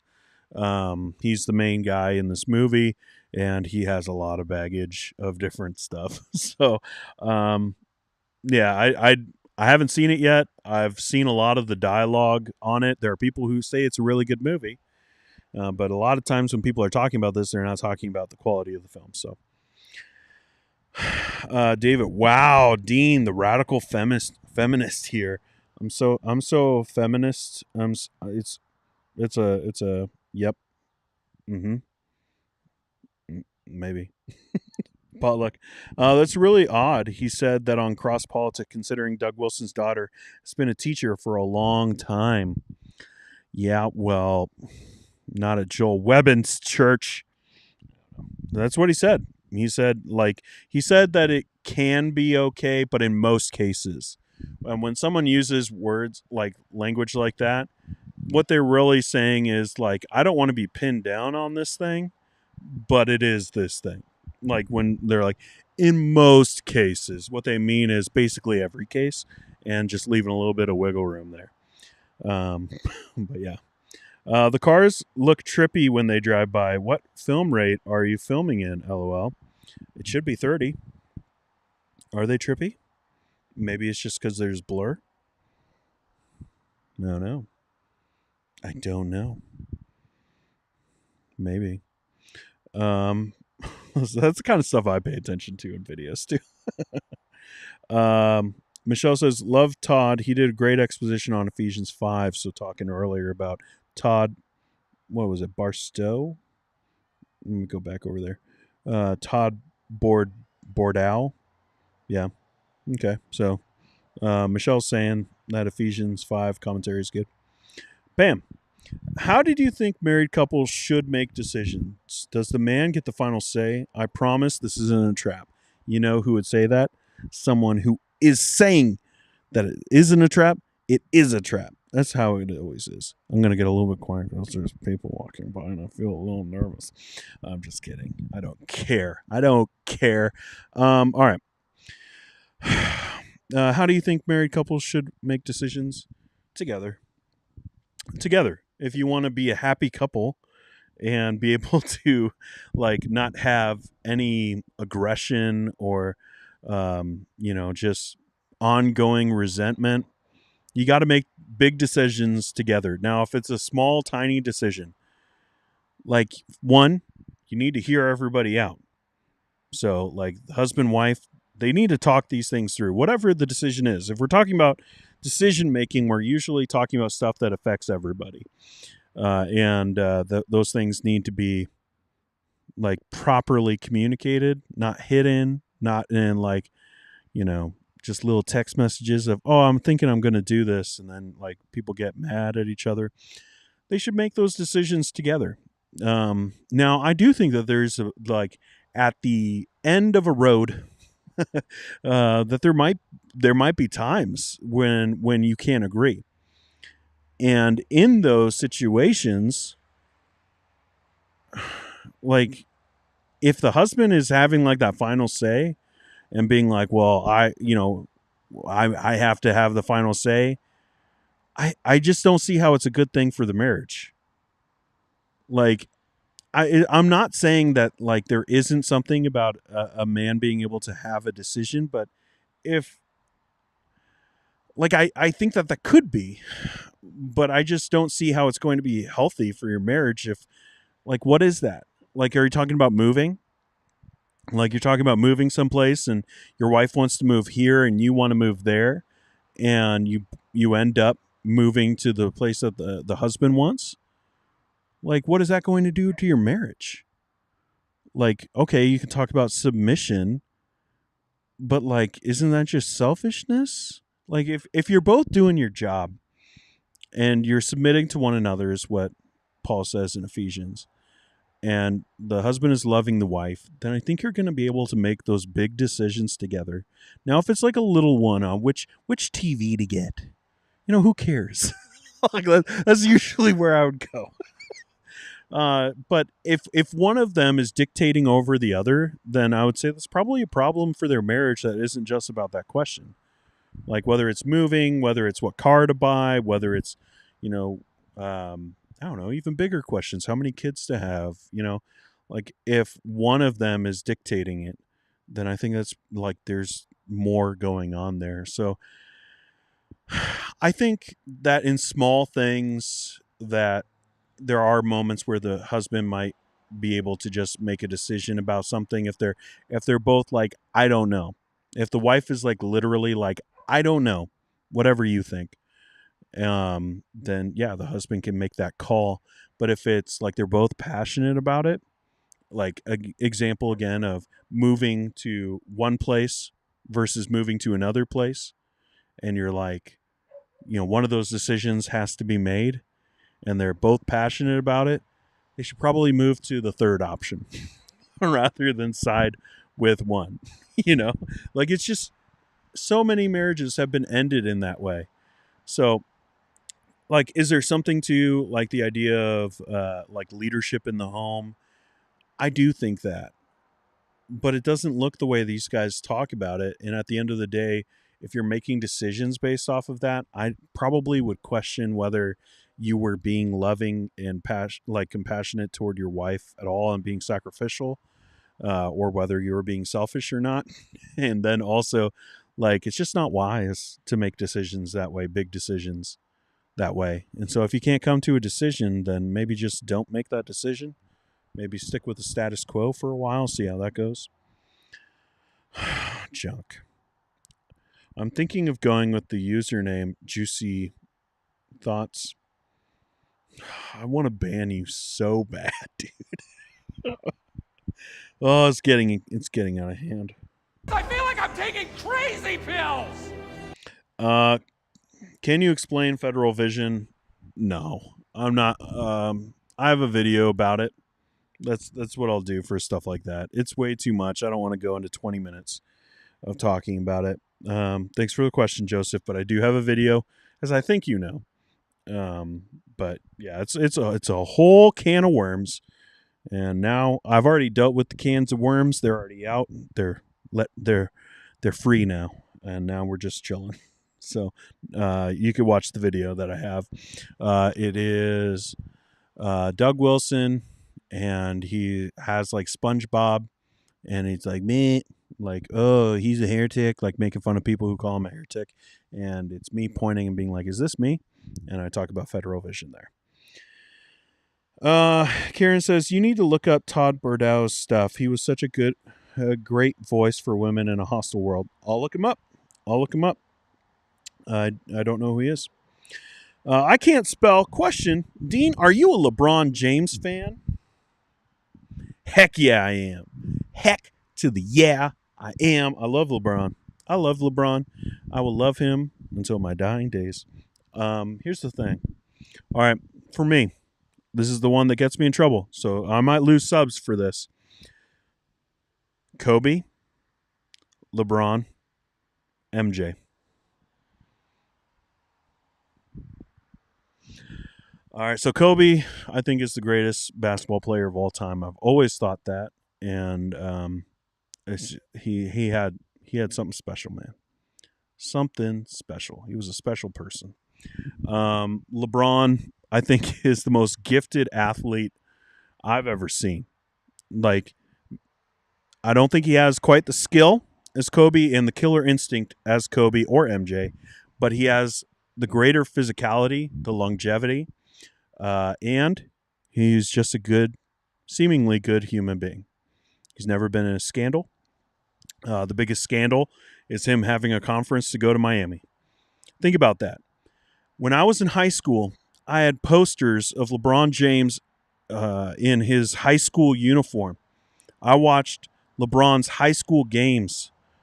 Like, he was the promised one way back then, and he's still, like, no scandal. All the pressure of being the next MJ didn't faze him. He lived up to the hype. When have you ever seen an athlete under that kind of pressure live up to the hype? I love LeBron. Yeah, he hasn't won every championship series he's been in. But I do love LeBron, and I will always cheer for him. I'll always remember getting together with my high school basketball team and all of us sitting together to watch the first game of LeBron James in the NBA. And he is a special player. Love him. Yes, I am a LeBron fan. Bobby, do you know if any of Doug Wilson's people worked on the movie like they did with the Founders doc? I don't know. I do know that it's like this Essential Church movie. Is that what you're talking about? That is from Grace Productions, which I guess is like a new in-house thing, but they did have some other people work on it. But I don't think it's anyone from Moscow. I really hope not. Like, that would be just weird. King James only. Yes, I am King James only when it comes to LeBron James. R.A. Miller, fake seminary equals feminary?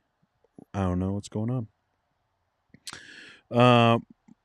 Lukewarm no more. Martin Lloyd-Jones, good commentary on Ephesians. I've got the whole set, yo. It is good. It is good. It's great. I don't know why that didn't pop into my head. But I have the 8-volume set downstairs. One of my prized collections. It's hard to come by. I got it for $2 each, yo, at a used bookstore. What a score. What a score. Question, Pinterest? It's pretty good. Yeah, I'm not. All right. You guys want me to talk about Dale Partridge and his Pinterest stuff? I don't know what to think about it. Here's what I'll say. Like, his wife put out an article explaining that Dale's had this and I knew about it. To me, that wasn't the biggest question. I was pretty confident. It's still weird, but I was pretty confident that stuff wasn't from Dale, like the liking women's fashion stuff. But I would like an explanation on the wisdom and the ethics of a pastor having other people post things, whether it's pinning stuff on a Pinterest or articles, videos. It wouldn't be videos because you would have your face on it, but articles and blog posts and tweets and different things. I would like someone to explain the ethics of farming that out to someone and letting people think that that's you. And, everyone assumes it's your name is on like the title for that Pinterest page, letting people assume that's you. And then also the risk and the wisdom in risking your reputation with someone else having the access to be able to post in things that have your name on them. And taking credit for other people's work, a lot of other things. There's a can of worms. It's another one of those cans. There's just cans of worms all over the place. Worms everywhere.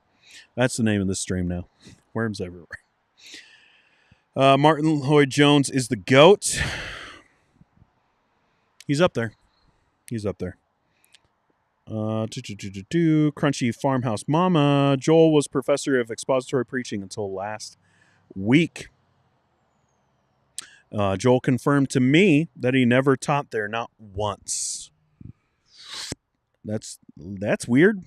Have someone listed on your website as a professor and they never taught there, and it didn't seem like they had intention of teaching there, and they didn't run it past them.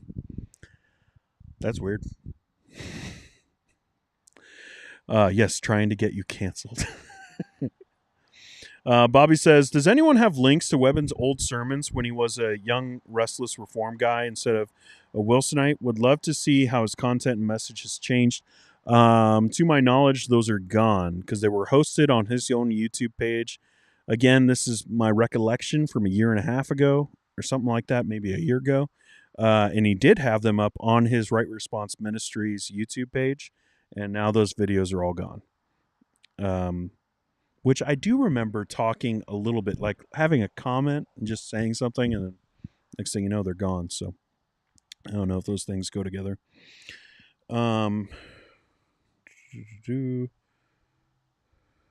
What's up, gamer? Who's gamer? Oh, we are calling the fake seminary the feminary. Okay. All right. The fake seminary, yes, which has seen over 50 men through it, but has now changed its entire platform. Yeah. David says, I love feminary. We must make him aware of it to the point that he has to address it in the video. You guys go for it. Just don't involve me. I'm kind of done with this crap. Like, I don't know. I've fought my fights. I'm just kind of like over it. I'll talk about some things when he pops up, but I'm just kind of done with Dale Partridge. I think most people are. After Owen Strachan did his thing, I have a feeling like he's going to be in his own little world and maybe in the Moscow camp, and we'll see him pop up every once in a while. But I am thankful. That you guys have listened and we have a voice together, because there are people who are not going to run into his teaching and be duped, who do belong to better circles. Okay. Not everything is perfect, but he was running the Johnny Mac crew for a while, like he was in the Owen Strachan fan club, and he was running with those guys, And I'm thankful that he's not anymore. And because those people have far more influence into broad evangelicalism than Doug Wilson does. Most people know who Doug is.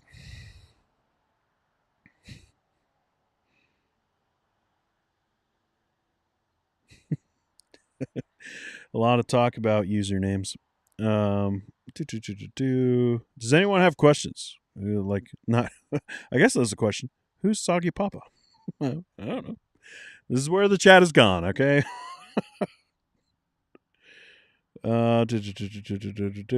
David says, if you have to ask the question of who's in charge, your marriage is probably no fun for at least one spouse. Happy spouse, happy house. Yeah. I don't know. I didn't remove anything, if that's what you're saying. Pam says, that's a thoughtful answer. I appreciate your response, Dean. Is very pastoral. I try. I'm just saying, like, if that's how you're doing things in your house, it's just not going to work. Like, you might be able to say, like, from Scripture, I should be able to do this thing, but, like, okay, but you're dealing with your family. Like, this is not a hypothetical situation, like, if it were to actually happen. Like, in a hypothetical situation, you could have an answer for that. But, like, there are real people who are always attached, and, like, you have real relationships. Federal vision, I'm more of a states' rights kind of guy. I appreciate that. Cinema Grace says, I think we should address 1 Corinthians 11:7-9 because people misinterpret the passage as teaching Eve being made in Adam's image, thus not having God's image. Yeah, that's where those people go. It's really wrong, but I don't really want to go into it too much. Let's see. Yeah, this is where I get canceled. It's not any of the other stuff, or at least not yet. It's no way. LeBron and Kobe over MJ. I said what I said. Okay. Just wait till Webben says no. Dean Lentini for you. Wow, getting a name calling. Let's see. Lukewarm No More says Kobe, LeBron, Jordan. I've told that to my son forever, although I'm a Spurs fan. Go Spurs. I hope you enjoy Wemby. While he has knees. I was talking with my little brother today.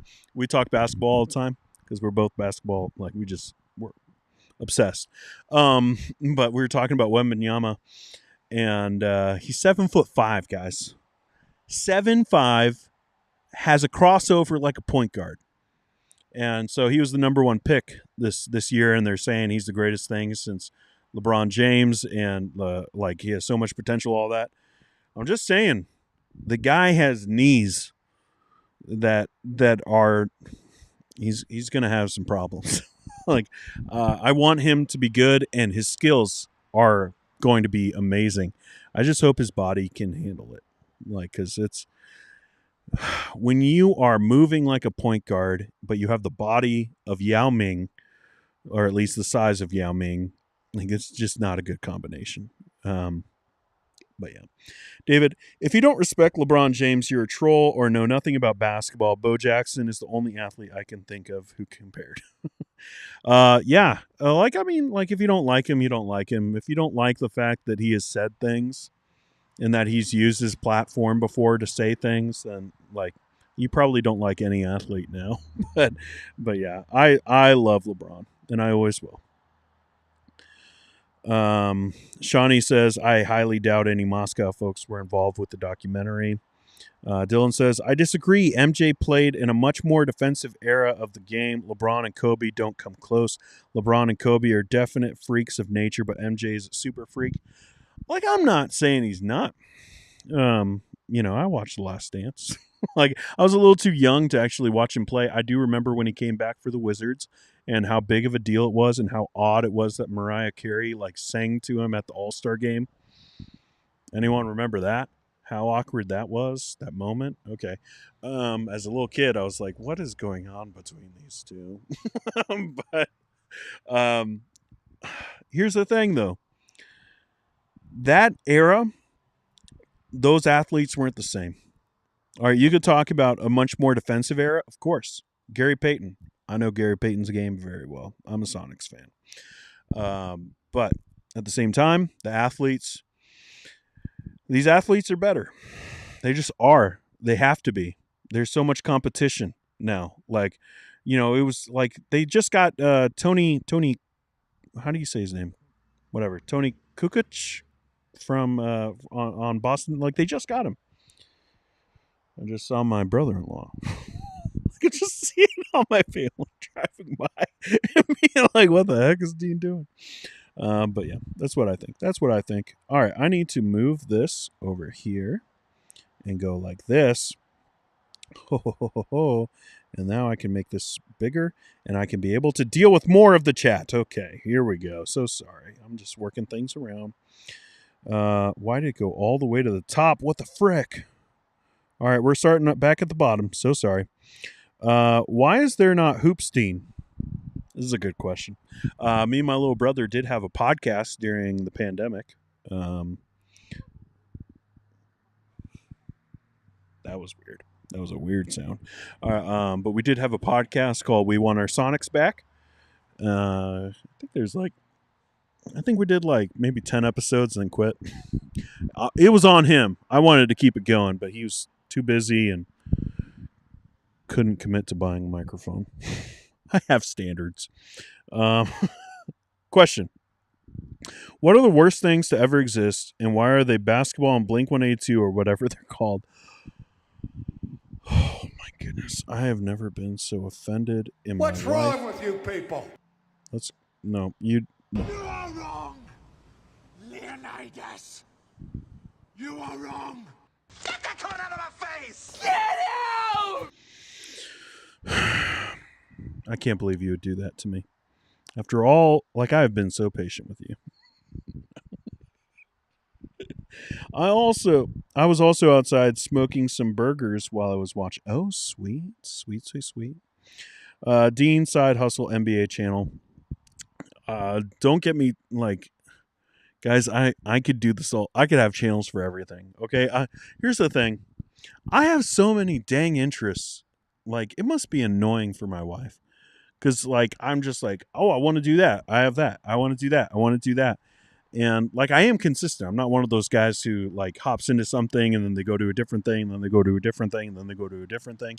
Like, guys, I've got episode 86 coming out on Monday for Underdog Theology. Like, we've been going at this for a while. So it's consistent, but like I could waste all my time doing YouTube in different forms. Like, I could do graphic design YouTube. Like, not that I'd be evaluating other people's graphic design because I'm not that good, but I am very interested in it. I got a lot of interests. YouTube's fun for hobbies. Outdoor Dean is greater than all others. Oh, thanks, man. You know what? I'm gonna Mr. Unlimited. He might baptize the babies, but you know what? I kind of like this Jeremy guy. Nothing Fancy Fishing says, Dean, I just went to show my wife what the Partridge video, and that part about women are different and being wasn't there. Was he watching this live stream and just now take it down? No way. At the very end? Are you serious? Dale. Well, good job. If he took it out, cool. Like, I mean, there's still a lot of problems in that. Like, that was, to me, that's the biggest part. So, okay. All right. Cinema Grace says, what is your favorite film or top 10? Oh, bleh. I love it when these questions kind of come out. Again, I have a movie channel, Movie Dean. You can go subscribe if you like movies. Not if you're going to come and be like, why don't you talk about theology on this movie channel? It's about movies. Dang it. Okay. Well, here's the thing. I got to do this thing with movies where I got to take Star Wars out. Okay? I love Star Wars. Empire Strikes Back is my favorite movie. And like, if I just did Star Wars, like the first like 4 would all be Star Wars. And cuz it's my favorite, not the best, favorite. But Empire Strikes Back would be up there. Jaws would be, outside of Star Wars, my favorite movie. It's a Wonderful Life, even though I only watch it on Christmas Eve every year. I just love George Bailey. I've been asked this before, so I should have a more thorough answer. Orange County is one of my favorite movies. The Batman. Oh my goodness, the Batman just keeps on crawling up my list, man. Every time I rewatch that movie, it's just so good. Spider-Man 2, Back to the Future. I just showed my kid Back to the Future 1, and he was so psyched. Guys, I was so proud. One of my proudest dad moments ever. I tweeted this, so you might have heard this. If you follow me on Twitter, which you should, at Dean Lentini. Come hang out with me on Twitter. But the moment when, what's the dad's name of Michael J. Fox? Marty. Is it George? That's not right. Anyways, McFly's dad.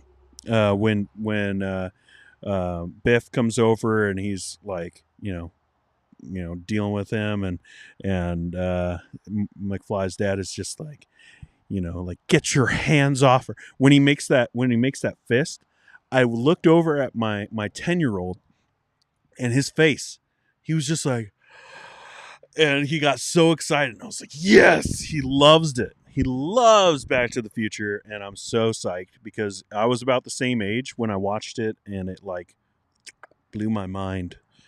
And I remember I only rented one from the public library, and I had to like go back and get the second one like right away.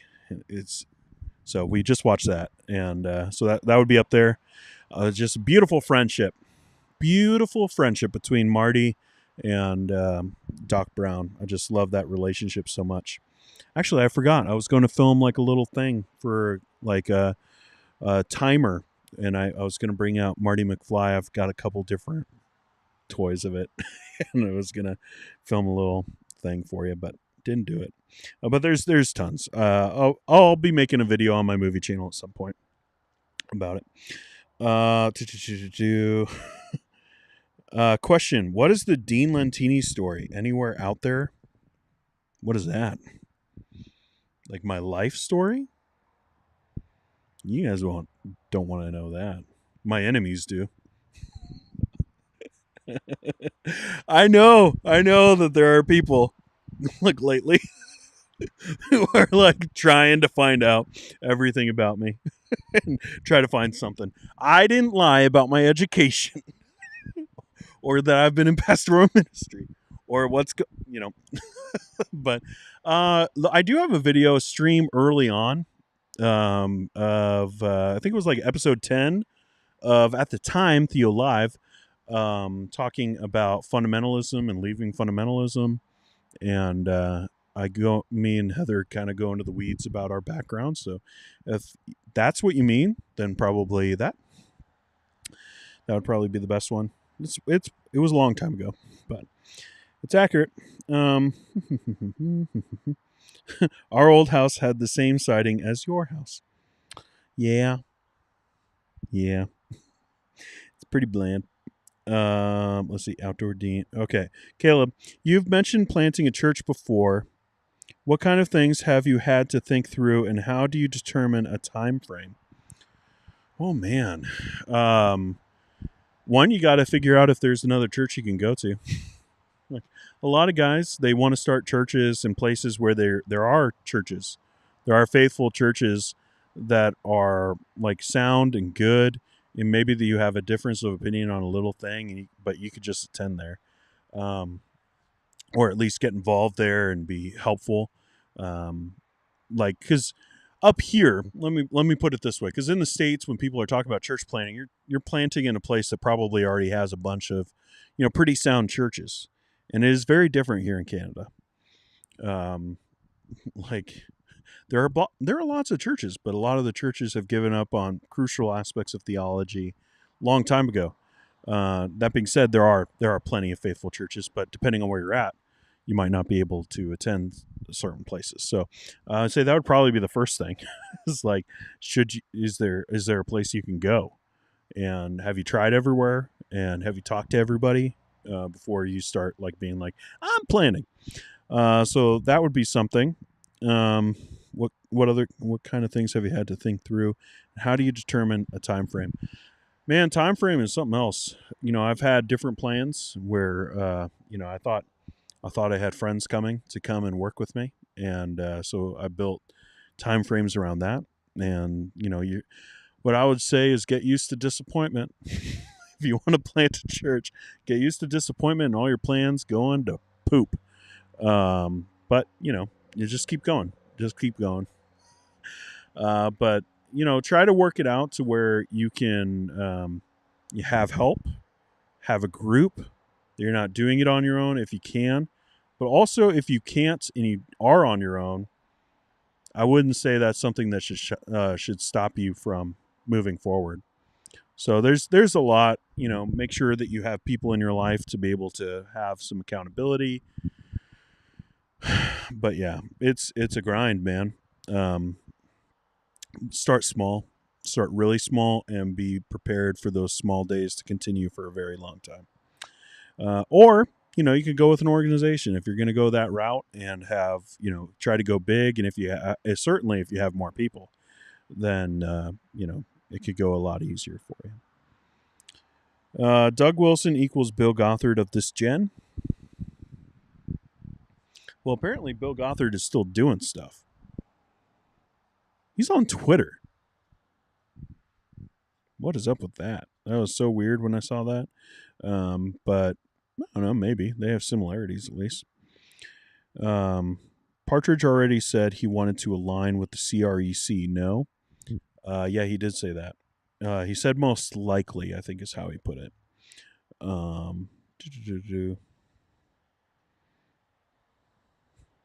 You put it on a t-shirt, you'll make money. Shawnee, I've noticed that GCC seems to keep a calculated arm's length away from Doug Wilson. For now. We'll see if that continues. Also, they have weird partnerships. Like, they hang out with people who are far more conservative than them, and then, like, random groups that are, like, a little bit more outside of what you would think. But yeah, so far they've stayed away from Moscow, and I hope that continues because that would just give them all kinds of credibility. The amount of credibility that would come with John MacArthur being on a stage with Doug Wilson would be disastrous. Crunchy Farmhouse Mama, I'd like an explanation on why she lied and said the Pinterest had been dormant since 2019 when someone was pinning children's art a few months ago. Yeah, I don't know. I think that what you're seeing from the Partridges right now is kind of a desperate attempt to keep their spot, that they feel like they're being attacked. But the thing about it is, like, they're not. Like, they put this stuff out there. They say this extreme stuff, and then, like, their own audience, like, I mean, like, sure, I wasn't their audience, and I was, like, looking at things. I made my videos. But one thing, like, nobody watches my videos. I mean, like, you got, like, 54 people here, which is cool. And we're just, like, hanging out on my porch. But, like, like, I'm just a random dude. But, like, then you get their own fans involved, and they start noticing some of these things. Is it attacks, or is it just them, like, having to deal with the things that they've said and done? Consequences for their own stuff from their own fans. So, like, I think that they're just kind of desperate right now. Like, even, like, they just had a kid, and they should be able to just enjoy having that kid. But now there's articles coming out from Partridge on plagiarism, on all this stuff on Pinterest, and it's like, you should just be able to enjoy your kid. But they're at this spot where it's like that fight or flight kind of thing, and it looks like they're trying to do the whole fight thing. So, I didn't think that the article was all that helpful. That's how I'll put it. Tax collector Dean, I've heard a billion times that the man is always supposed to pursue when asking a girl out, but biblically I can't find where that comes from. Seems like a Romans 14 cultural issue to me. He who finds a wife finds a good thing and acquires favor from the Lord. That's where they'll go. But that's a proverb that is more about just, hey, if you have a good wife, that's a good thing. So like, I don't think that it's about, like pursuing and stuff like that. I mean, they would probably go to Song of Solomon and you see a little bit of pursuit from the male there, but no, just be nice, be kind, and be open to friendships, man. The biggest thing that I could say for anyone who's single, and advice that I can give, I don't have a lot of advice. Me and Heather got married when we were 20, 21, no, 20, and we had kids pretty young. And I wouldn't advise that necessarily for everybody, but God's been good to us, and it's worked out pretty well for us. But I don't have a lot of experience to draw on for dating. But what I would say is just build good friendships with the opposite gender, and see what happens. And don't be scared to ask somebody out. Be bold, whether you're a guy or a girl. You can ask the other person out. You don't have to wait for the guy to ask, or you don't always have to be the one pursuing and being like, can we go out on Friday? And she was going to say it before, and you're just like, no, you got to wait for me to ask. Like, don't be weird. Build good friendships and don't be weird. Might be my philosophy for life. But that, I don't know. That could be wrong. I could be wrong. I could be wrong about a lot of things. All right, Jeremy thinks he's an expert on basketball. LeBron has had 4 Hall of Fame careers. Just saying. All right, you know what? I made fun of you, but that sounds pretty good to me. Let's see.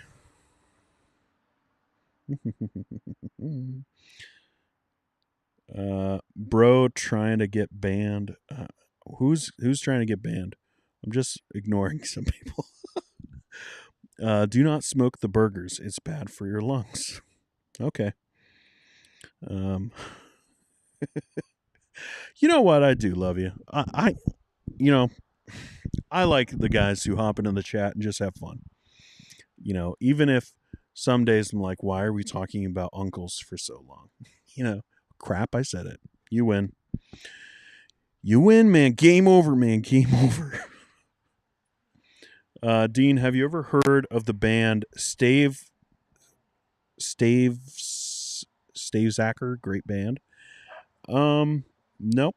No, I have not. Is it heavy metal? It looks like it would be heavy metal, but I don't know. Dean, oh yeah, you already saw that. Let's see.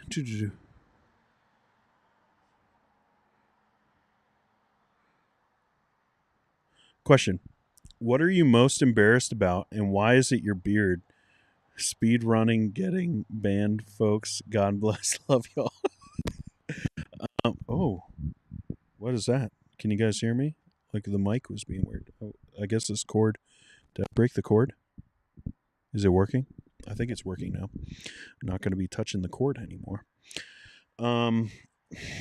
What are you most embarrassed about? It's definitely not my beard, even though it's getting longer. Like, I didn't really brush it. Like, today I've been just doing stuff around the house. So, what am I most embarrassed about? I'll tell you my most embarrassing moment. I was at Faith Baptist Bible College visiting my brother-in-law. My brother-in-law was graduating, and he was graduating with a missionary friend of my in-laws, and or the missionary friend's daughter. Sorry, and so they're family friends, and so we're at this Bible college. There's hundreds of people because graduation, and like we go over to this family of missionaries because my in-laws are so excited to see them because they haven't seen them in years because they've been on the field, and so they're all shaking hands and they're hugging. Everyone is hugging everybody. Now, I'm the son-in-law, right? And so I've never met these people before, but for some reason I had in my head, oh, this is a hug moment. And so, like, this missionary guy, he makes a move like this with both shoulders. And I'm thinking, like, okay, I've never met the guy, but maybe this, like, he's been in, I think it was Brazil for a long time. Maybe this is what they do in Brazil. And I'm thinking, okay. And I just like full on hug the guy. And like, I feel like this little tap. And the guy was like, like kind of like back off. And so like I was like, oh, I thought, and he was like, no. And it was like so matter of fact. Like I started laughing because I just thought it was so funny, but he was just like not having it. He was just like I was going, like, almost like letting me know this was supposed to be a handshake, bud. And then I thought, and he just looked at me red faced and just said no. Oh, I was so embarrassed, like, because everyone was like watching me and they're like, why did you hug him? I don't know, I thought that's what was going on. Nope. That's not what they do in Brazil. If you're looking for Star Wars, come hang out on my side. Everyone wants to plug their own stuff. Like, I'm making fun of Jeremy. I will say, let me be real for a second, guys. I'm getting a little tired. All right, I'm getting a little tired of people coming on my channel. Not that Jeremy's doing it as jokes, and I get it. But there are people who talk to me and they're like, I want to be on your show. I like, let me be on your show. Like, interview this person, let me be on your show. And it's just, I get a little tired of it. Don't promote your stuff. All right. Like, I get that you want to, and I understand, but just the best way to, like, for anyone who's making like YouTube content or wants them to come onto their Twitter or, all that kind of stuff, is just be cool in the chat. Be cool in the chat and people will check you out, But I am, like, I've gotten quite a bit of that lately in comments, not necessarily in the chat, but in comments of like people, like, because automatically I have a filter. If like you put a link in a comment, it's not going to go through. And I just get a lot of that and just all gets deleted because I have a rule in there that everyone can see when they comment saying no links. So if you put a link, it's going to get deleted. But I get you want people to come and watch your stuff, but just add value. Just add value. It's the best way to promote yourself. This guy says, hot take, the Clone Wars movie 2008 was better than The Phantom Menace and Attack of the Clones. That's not right. The animated one, the Clone Wars movie, yeah. The animated one, the one with a baby Jabba, no. That's a hot take for sure. And so hot that no one wants to handle it. Rate the Star Wars movies. I will. When I come back, we are going to go to a little bit of a break. I have to give my son his insulin. And I just wanted that to be said because if you leave right now, if you're like, I'm not going to wait around 6 minutes for him to get back. Just think about what you just did. I have to give my son his insulin. And you guys think that's not important? That's what you're really doing if you leave. I'm just kidding. Just guilting you a little bit. And I'll be back in a couple minutes to hang out with you guys some more. And I'll rank the Star Wars movie. We can talk about whatever you guys want. It's really up to you. I'll be right back.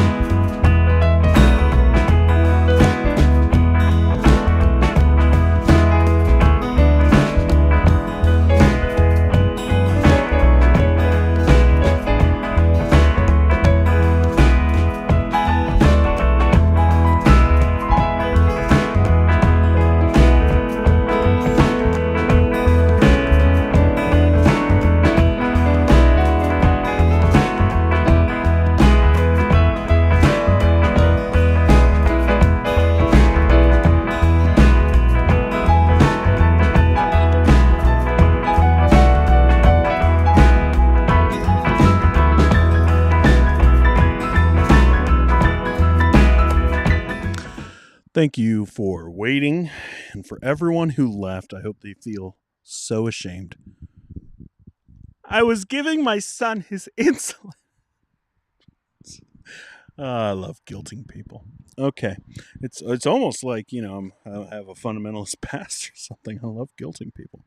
Let's see. So I see that you guys had some fun while I was gone. I love it. I love it. I love that you guys are an actual community. There are so many channels that you go around and like you look at the chat and it's all random people saying totally different stuff and like, hey man on the camera, say this, say that, say this. And you guys aren't like that. You're just like hanging out and talking. It's rad. I love you guys. Except for so Iron Man 67, my man, said rate the Star Wars movies. Rate them? Or do you mean rank? Rate them? I don't know about rating, but I can rank them. Like if you mean rate, you mean like, whether this is an A plus or something like that. But ranking them, my favorite is Empire Strikes Back, then Return of the Jedi, then Star Wars: A New Hope, and then or Revenge of the Sith. Then it gets hard. Rogue One, Force Awakens.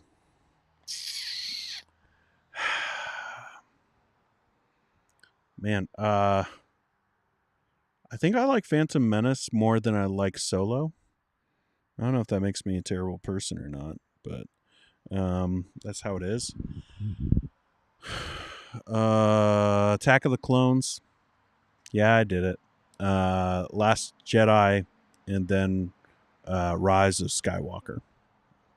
I think that's all of them. Did I miss any? I don't know. That's where I would rate them. I love it.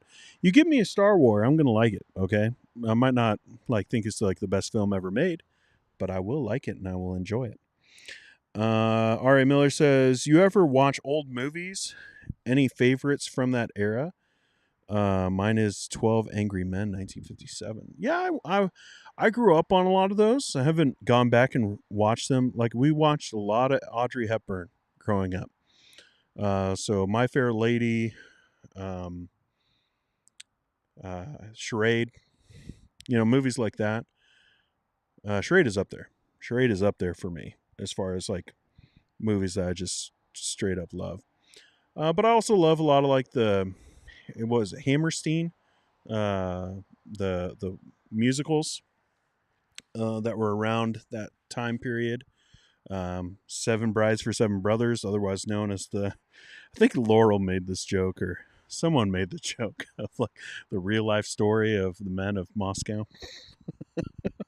But yeah, there's a ton of good movies from that era. But yeah, I probably should, watch some more, but like those were just a lot of the movies that my mom watched growing up, like that she just had on while I was growing up. So those were the movies that we watched. George McFly. Yep. Lisa, question. Dean, you mentioned you think you might know some of my family. Let's play the Mennonite game and see how many degrees of separation there is. I know a Friesen who pastors in the capital. That's how I'll put it, because I feel weird calling people I know out like in real life. Also, no, I'll just leave it. I need to move on. Guys, here's something, man. Oh, if you only knew the crazy stories I could tell you about fundamentalists, man. Oh, someday I will. Someday I'll just get over it. Like I'm getting over it.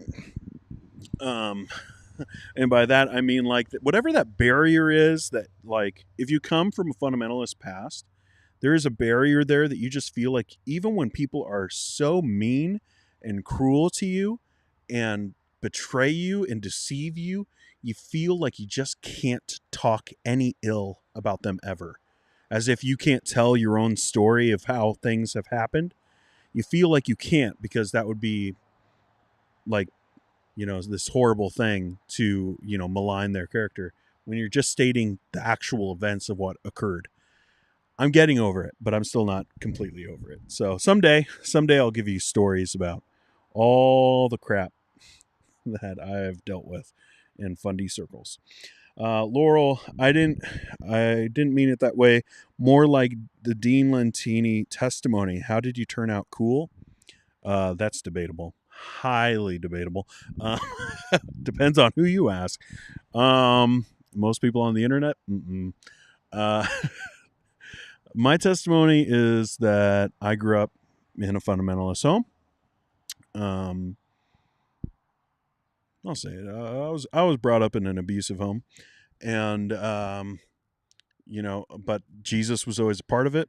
Like he was always talked about. It was expected that everyone would be a Christian, and so I trusted in Christ when I was 10 years old. Got baptized the same day. All right, you presbys. I followed Acts chapter 2. I believed. I was baptized, and I was added to the church in the same day. That is actually my testimony. And I always, like, from like when I was 12, I thought like I should be in ministry. Started preaching at an early age because, again, fundamentalist past. And went to Bible college. Learned some things I didn't want to be, some things I needed to shift on, and met my wife.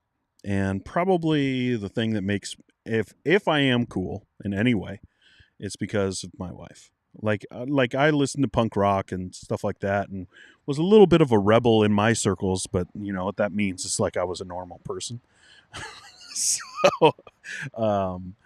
So maybe that's part of it, like that punk rock vibe that I've just always held on to. Of just kind of, I don't know. I always kind of had a little bit of suspicion for the man, I guess. But my wife made me cool. She's the coolest person I know. Shenangia.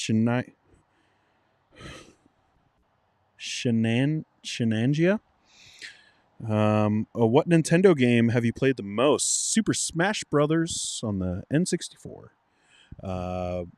I can play a few games. I've been asked a couple times, but I can play a few games well. One is NBA. You put me on any console, any game. Most of the time it's going to be 2K lately. But you put me on anything, I'll be good at it.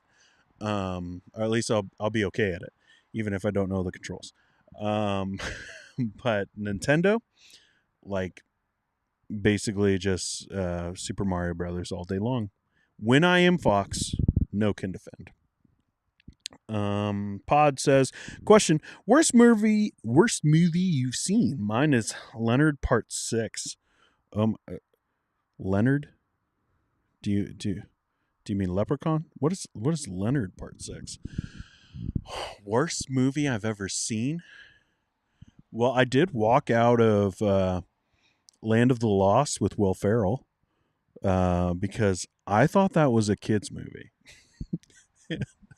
I brought my 2 younger siblings to Land of the Lost. And about halfway through, not even half, it was like 20 minutes in, there's like this scene with this crystal. And I was like, oh, crap. So we walked out of that. Haven't seen it since. But I don't know. Worst movie I've ever seen. Oh, man. I watched a lot of like weird Chinese movies in high school because we got like this weird Chinese channel, and there was like soap operas of folks playing tennis, but there was also movies. And like there wasn't any dubbing, it was just all in Mandarin or whatever, and I would just watch those because I thought it was funny. And so maybe one of those, but I mean there's tons of bad movies every year.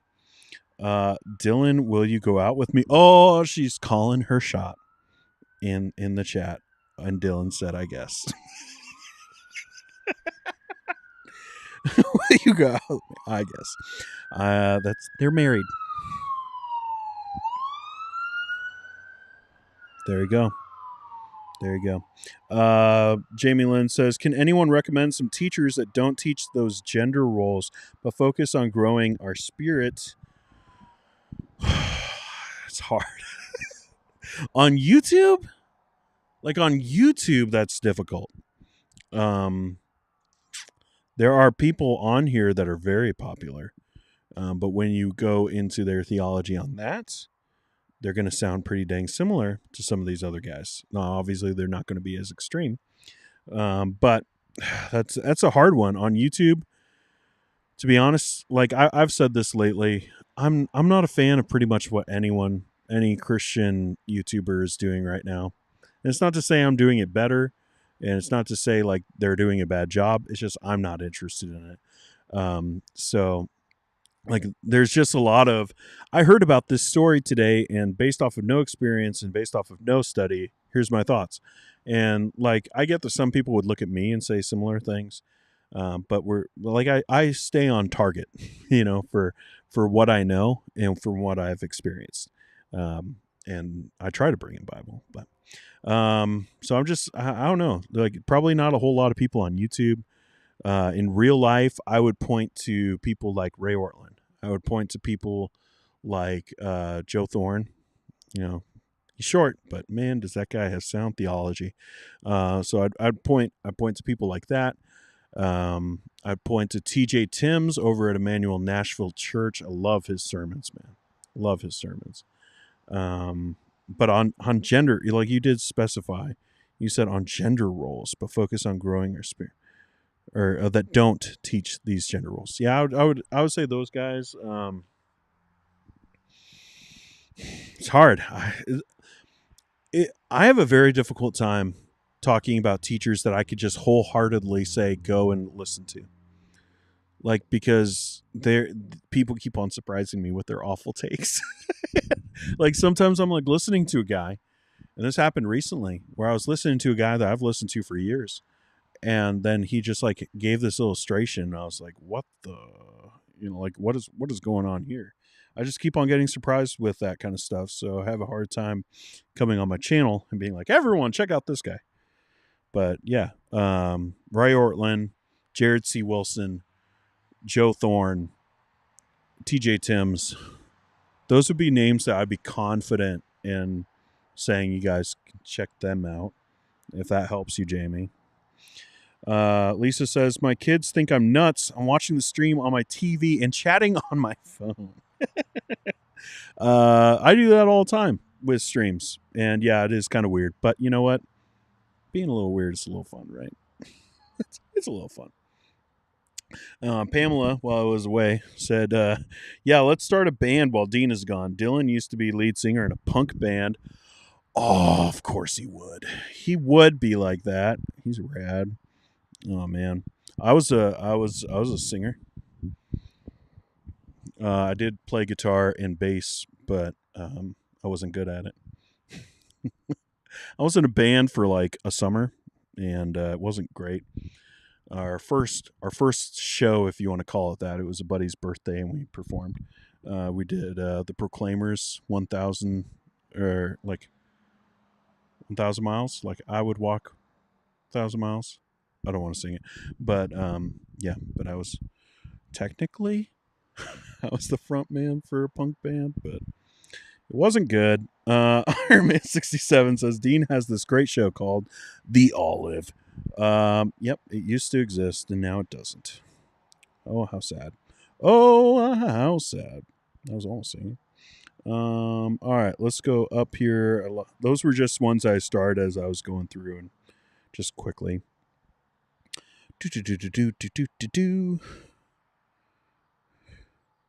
Oh, you did mean rank. Okay, cool. So, what about Rogue One? I did put it in. I put it below Revenge of the Sith, but ahead of all the sequels, the sequel trilogy.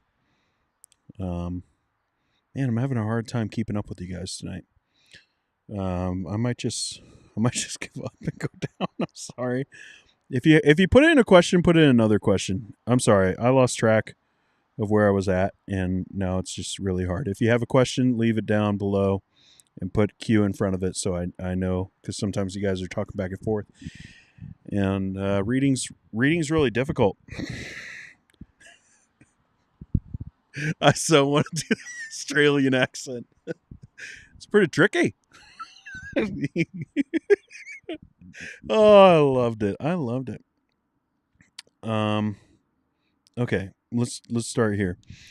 Caleb, are there any words that you have begun to pronounce in a Canadian way? I don't know. I do remember the first time that I was up here. Like I've been to Canada before because I was like in the Pacific Northwest. We'd go up to BC and see what's going on up there. But the first time I was up here was in 2008. 2008 spring break. Came with my girlfriend Heather, who's my wife, actually to the city, and met my not soon to be future in-laws. And we went to a hockey game, and I was talking to my dad on the phone. He called, and so I took it and I went out in the hallway, and I was like, I can't really hear you right now. I'm at a hockey game. And like I've slipped in, that was a bad one, but I slipped into the Canadian accent for that hockey game part, and he was like, "What the heck? It already has affected you." So, I'm sure that there are things that I say. I say a lot. You might have heard me say that, but I don't know. Like they definitely have like a voice pattern.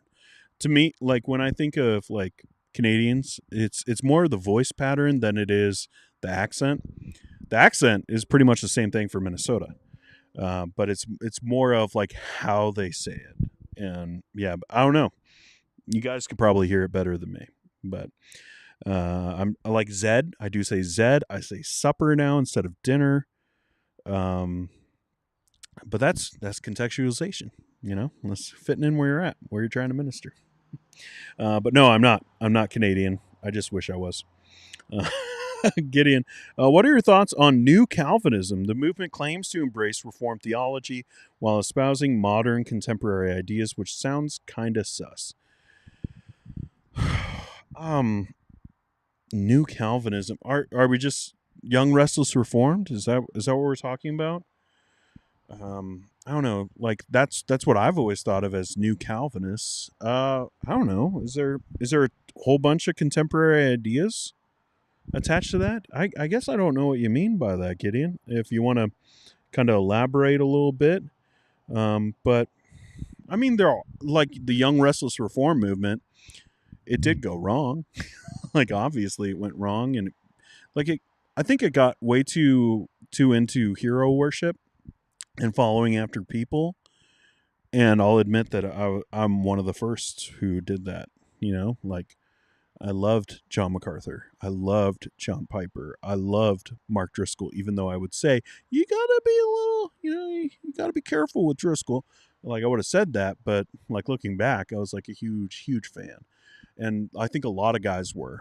And so like there's a problem when you start following just leaders and start, like you're saying, oh, you're following the Bible and they just preach the Bible really well. But really you're just concerned about, those leaders and everything. So I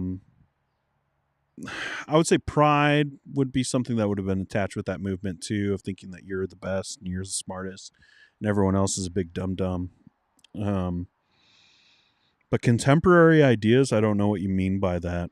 So like I'm trying to think of what those could mean for like the Young Restless Reformed or New Calvinist movement. And I'm not particularly sure, so I'm not going to try to figure that out. So let me know though. I do want to know what you mean by it. I highly recommend Inspiring Philosophy. He's far from fundamentalist, fantastic for apologetics and theology and biblical studies. Cool. I've never heard of that person. So maybe. The Happening gets tolerable if you can view it like dark comedy or camp. Man, that was the first. You guys want to know when I stopped being such a fundamentalist? It's that movie, The Happening. I just thought it looked so dang cool, and I was like, I don't care. I don't care if it's rated R. I'm gonna see it. So, actually, that would be the second one. The first one was Hot Rod. I still have my ticket. My ticket stub from Hot Rod. I watched that the night before going to Bible college. But yeah, The Happening. I remember that. No, I bought it. That was the thing. That was the first R-rated movie that I bought, and I was like, "This is gonna be great." What? What? No. Oh, Marky Mark.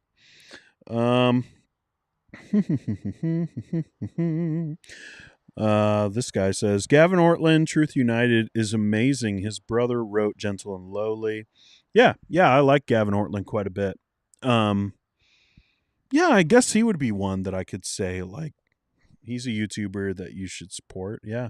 I did a video. I don't remember who was in it exactly, but I talked about YouTube channels and podcasts. That's what it was. Podcasts that you can go and watch. So maybe that would be helpful too. In my like book recommendations playlist, I snuck it in there.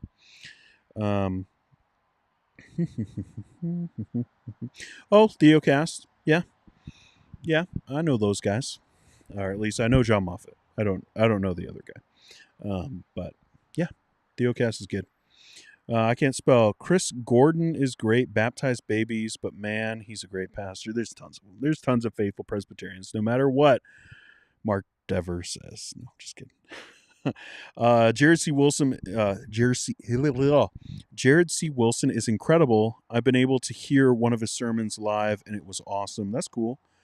Yeah, I like Jared. I like Jared quite a bit. I love his books. He's got a little bit of that grumpy kind of energy that I dig. So, like, you could tell, like, sometimes he's had it on social media.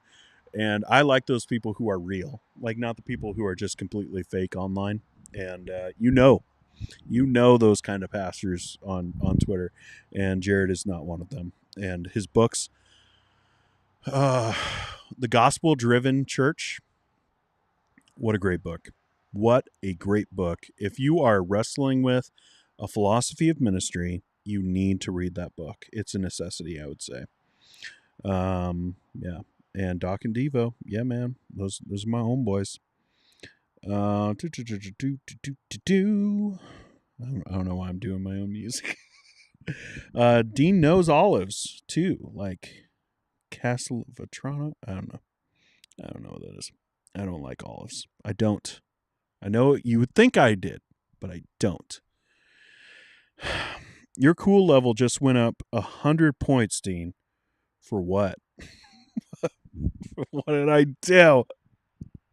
I'll try again. Whatever it was, I'll do it again. Just let me know what I do. R.A. Miller says, just read the Puritans. They are all dead and won't change their theology. Man, how quickly. I will say, it was funny when Joel Webbin was talking in his video about all these guys that change their theology every 5 seconds. And, all of a sudden they've had this conviction for 15 minutes. And it's like, bro, you're going to go on a stage and do a post-millennialism conference with Dale Partridge. Just saying. Yeah, I like the Puritans. I've got quite a few Puritan paperbacks. And plus, guys, that's the best bang for your buck in theology. Just go on to Amazon. They're on Amazon. Pick up a $6 Puritan paperback and it's gold. Every one of them. You're not going to find a bad one.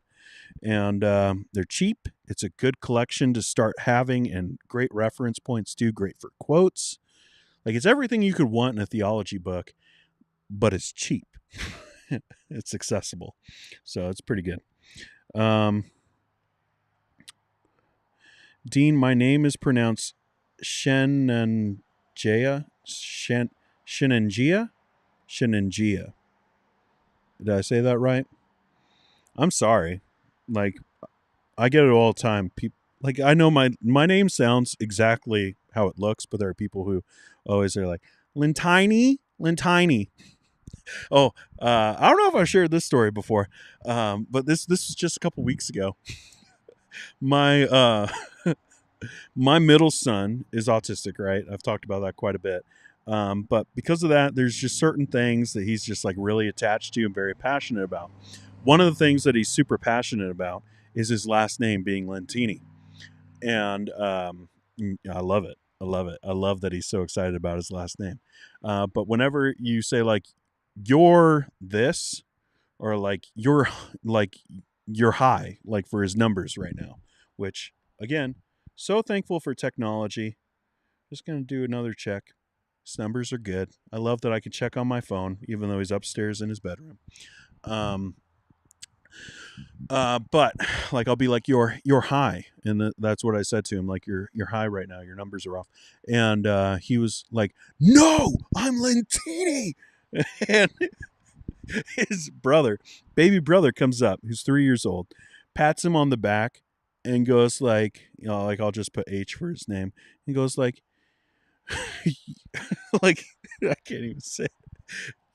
You teeny H, you teeny, like just like consoling him. You teeny, like it was so good. It was so good. I love that moment. That's one of those things I'll say when like all the embarrassing stories when he gets married someday, if he gets married. Let's see. All right, there's stuff. You guys are talking.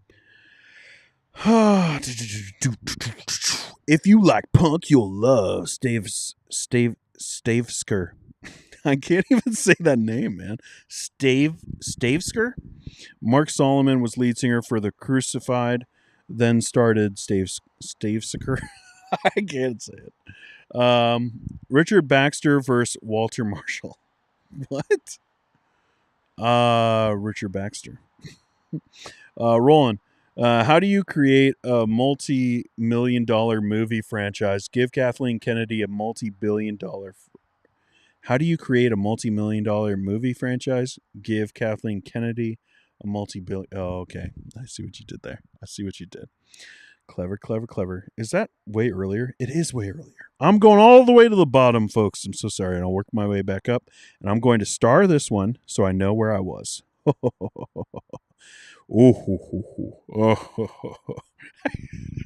I need to put that one in there of like Jabba the Hutt laughing. Oh man, that's great. I told my husband about that at the supper table. What was that? All right, let's see. I was fortunate enough to pitch in on the Can Women Lead debate on Twitter and join a Dean live stream. I should buy a lottery ticket. If you do and you win, we all get paid. You guys agree? Like every underdog gets paid if that wins. Let's go up.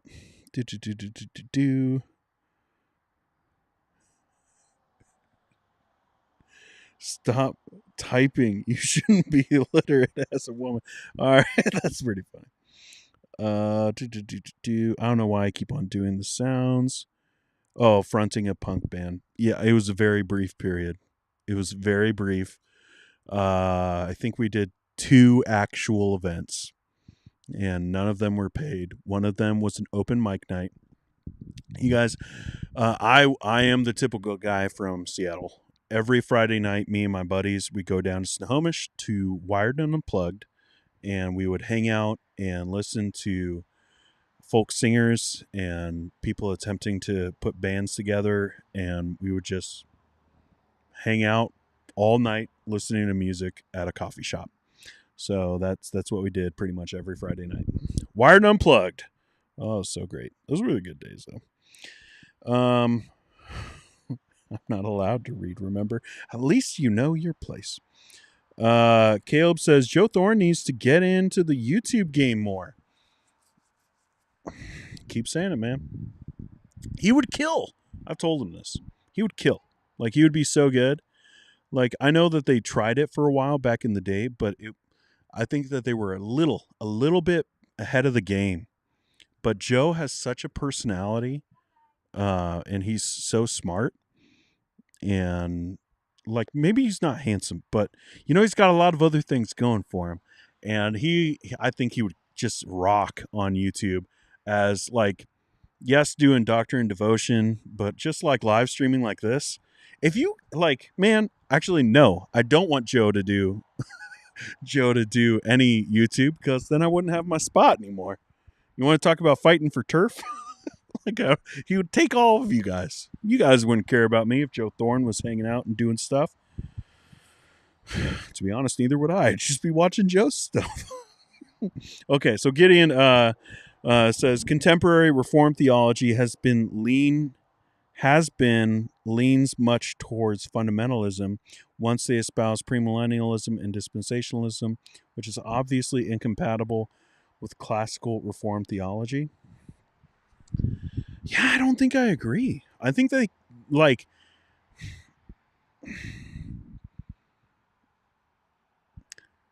I would agree that the Puritans were not dispensationalists, right? Like that's clear, and but I don't think that means that it's incompatible.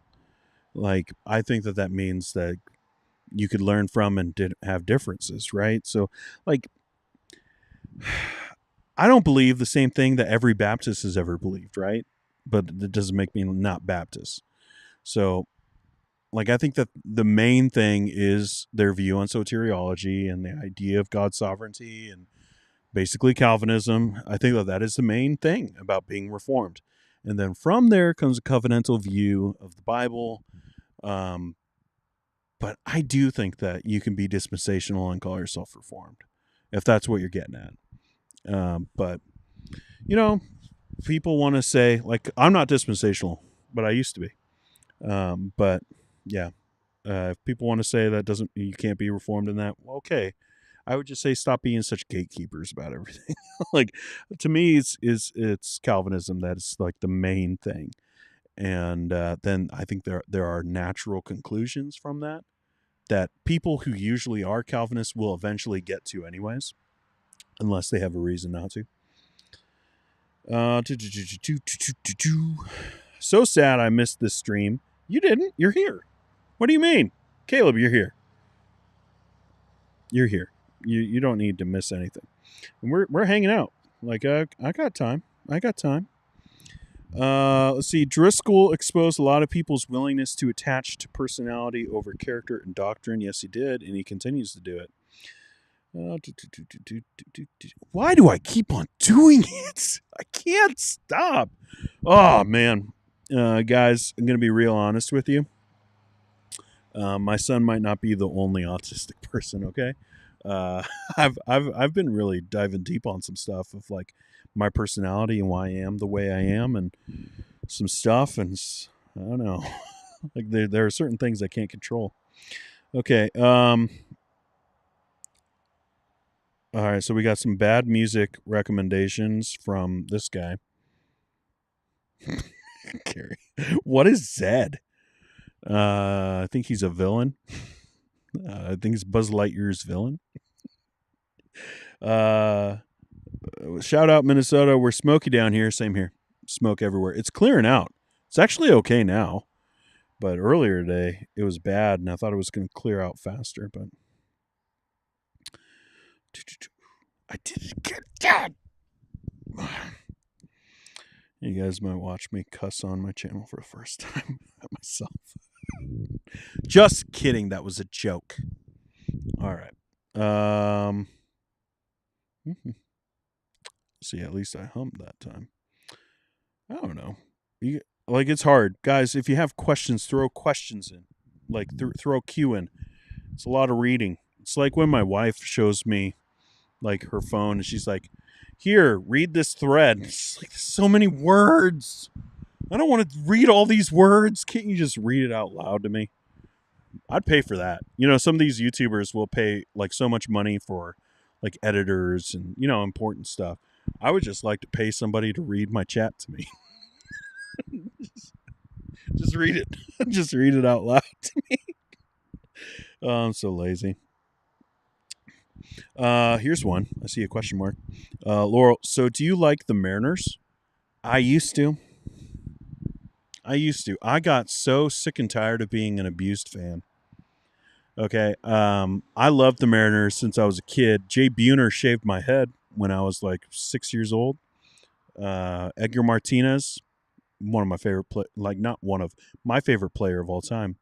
When I was in Little League, I copied Ichiro's batting stance. like I loved the Mariners. Ken Griffey Jr. loved him. A-Rod loved him, then hated him. Um, like I was a huge Mariners fan, and then I got so tired of being bad, and then I got so tired of getting almost good, and then the GM just giving away all our good players to the Yankees, and then for us just to be bad again. I just got sick and tired of it. So after we let Nelson Cruz just walk away, didn't get anything for him. We could have re-signed him, just didn't. And we traded our star pitcher to the Yankees again. I just said, I'm done. And last year I had a little bit of hope of coming back, and we made the playoffs, and that was awesome. Watched all the games, wanted to come back, but I told my little brother, who's a diehard Mariners fan, and doesn't care. He's in an abusive relationship, and he knows it with the Mariners. But I told him, like, it'll depend on, free agency, what acquisitions they make and whether they're going to invest in this team. And then they just didn't. And so, nope. No, I'm not going to root for a team that's just going to continue to be mean to me. Gideon says, have you watched Guardians of the Galaxy Volume 3, Dean? I have. I liked it quite a bit. There are parts that I really love. I've been sitting on it for a while. I haven't rewatched it since just seeing it in the movie theater once. I will say that was right before our son went into the hospital, and I was on my phone quite a bit, like texting and stuff. My wife was like, you need to get out of the house. You've been stressed out, with this stuff. He's fine right now. Just go and watch this movie. Yeah, just give me a little bit of a break. And I just kept on staring at my phone and texting, and like, I was one of those guys, but I was it was a very stressful day, and it was not an enjoyable experience from that side. So I want to go back and watch it. I'm just waiting for Disney Plus, because at this point, it's hard for me to buy a Marvel movie right now because they all go to Disney Plus, and we pay for Disney Plus.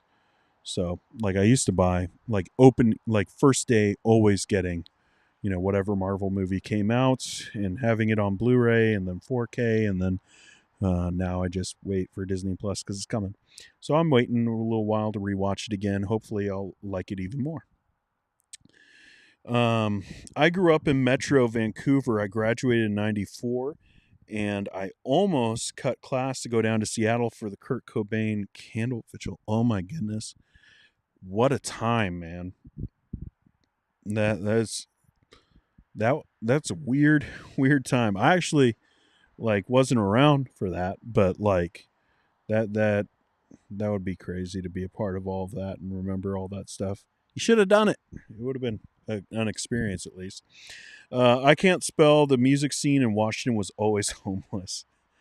Yeah, I guess. Let's see. I can see my camera is getting dark. It is getting darker here. Like, this is a 1.4 aperture lens, so hopefully.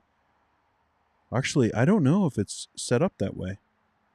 I'm gonna check it real fast. And let's see. But in order to do that, I need to.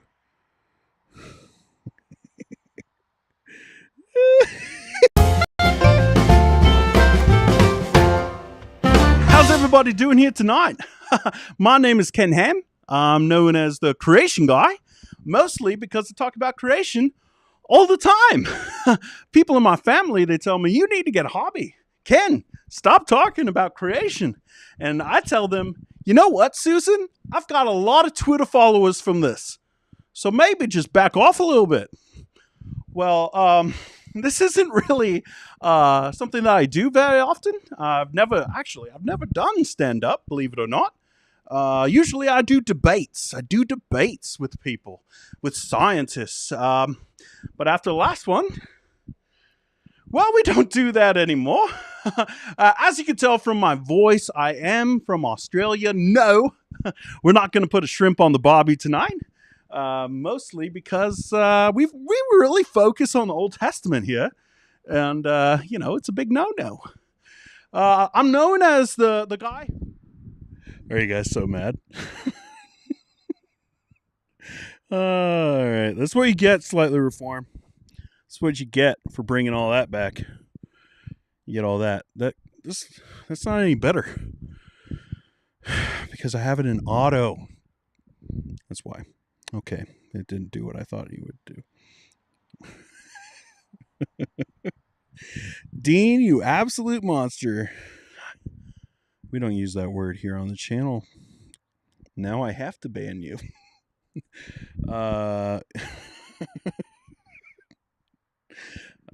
What?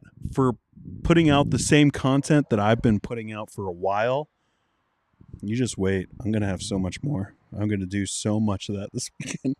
I'm going to, all weekend long, man. I'm just recording it. I'm going to be putting it out. It's going to be great. Let's see. Gravy, it's happening.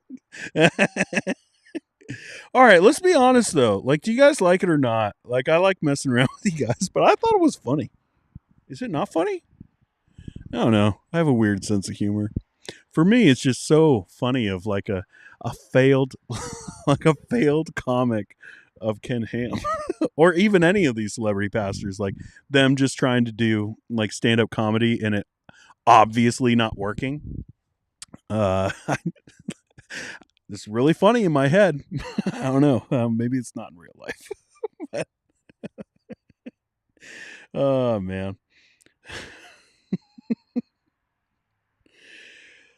He's going to timeout. That's right. I'm going to put him in timeout.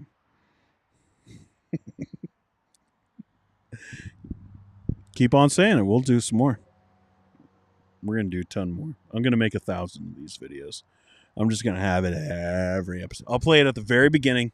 Just make sure Slightly Reformed leaves the chat right away. Papa T is S tier. Guys, I just found out what S tier was like 6 months ago. Like, people have been saying it for so long, and I'm just like old and I don't have any teenagers really in my life.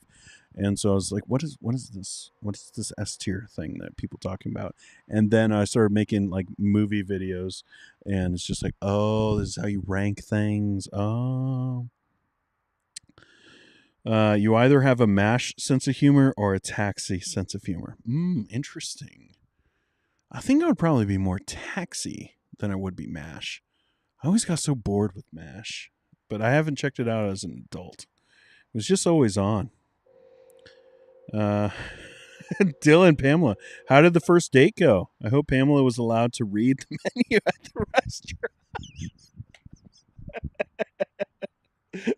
Mr. Unlimited. Oh, that's good. Good. I like it. I like it a lot. Just some people walking by. I love letters from the culture war. I do too. I don't know. What do you guys think of like the style of it?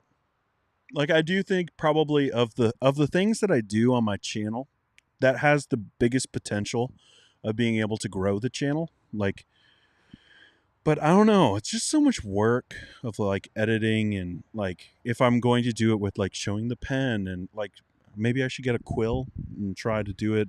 I don't want to do a costume. Like, I could put on a dress shirt, I guess, but costume sounds really tacky to me. But I don't know.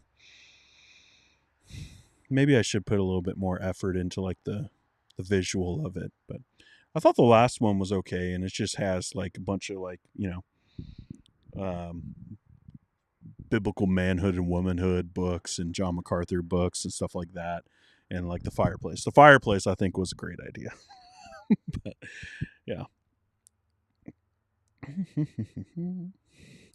12-year veteran of the youth pastoring, like OP or Z. I don't know why he was. Okay, because it's 9 o'clock. My oldest just waved at me, like, because I could see him. They were right there, and it's bedtime. Like, for him, the other ones are in bed. OP or Z tier is above S tier. I don't know what any of those are. I don't know. Bimla, haha, I can't spell well. The actual first date, he abandoned me and was in the bathroom for like 30 minutes. What? Dylan, what are you doing in the bathroom? Oh my goodness, that's hilarious. Oh man, you guys must have gone to Taco Bell. Me and my wife's first date was at Applebee's. We went to Applebee's and we shared appetizers because I was broke in Bible college.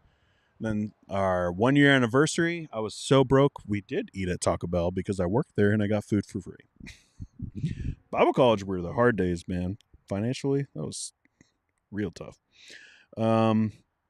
David, I do a mean TD Jakes impression, and my wife will get up and leave the room when I do it. I get super in character.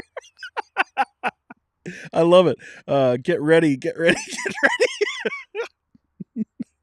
Oh man, do a video of that. I would love to see it. I love that kind of stuff. I love like impersonations and like I just dig all that stuff. That's right up my alley. Did you find a quill pen for letters from the culture war? No, I haven't. I don't know. Like nothing's on Amazon. I looked. There's nothing like good on Amazon that's like cheap. I think I might make one of my own, but that might look really, really dumb. I don't know. Letters from the Culture War as read by Ken Ham, please. You know what? Oh my goodness. You might be onto something. That is a good idea. Okay. Like letters from the Culture War, but it's from different, like for me it's just like this like one guy. I have an idea about like the arc. Like he's like in his next letter he's probably going to be like, you know, like, Abigail, why don't you respond to me? And I want there to be like a whole thing. And then my plan is to finally convince Heather to be Abigail and to write a letter of like, you're crazy. Like, so that it's just like this culture war guy writing these letters. And she's just like, this is so dumb. And just be like, can you please just get the bread I asked you to get at the store and stop being so weird? Like, but I just spoiled everything. Dang it. But I don't like that idea of like it being different people, like different culture warriors that are real, like Ken Ham doing one about his own stuff. That there might be something there to that. The beard is already the costume. I don't know. It's getting darker by the minute. We don't have much time left. Our date today was okay, but he kept taking my books away and slapping my phone out of my hand. So I think we're done here. Oh, Dylan. Come on, man. Your wife wants to read. You should learn how to read. Question. Any advice on how to grow a YouTube channel? Don't follow my pattern.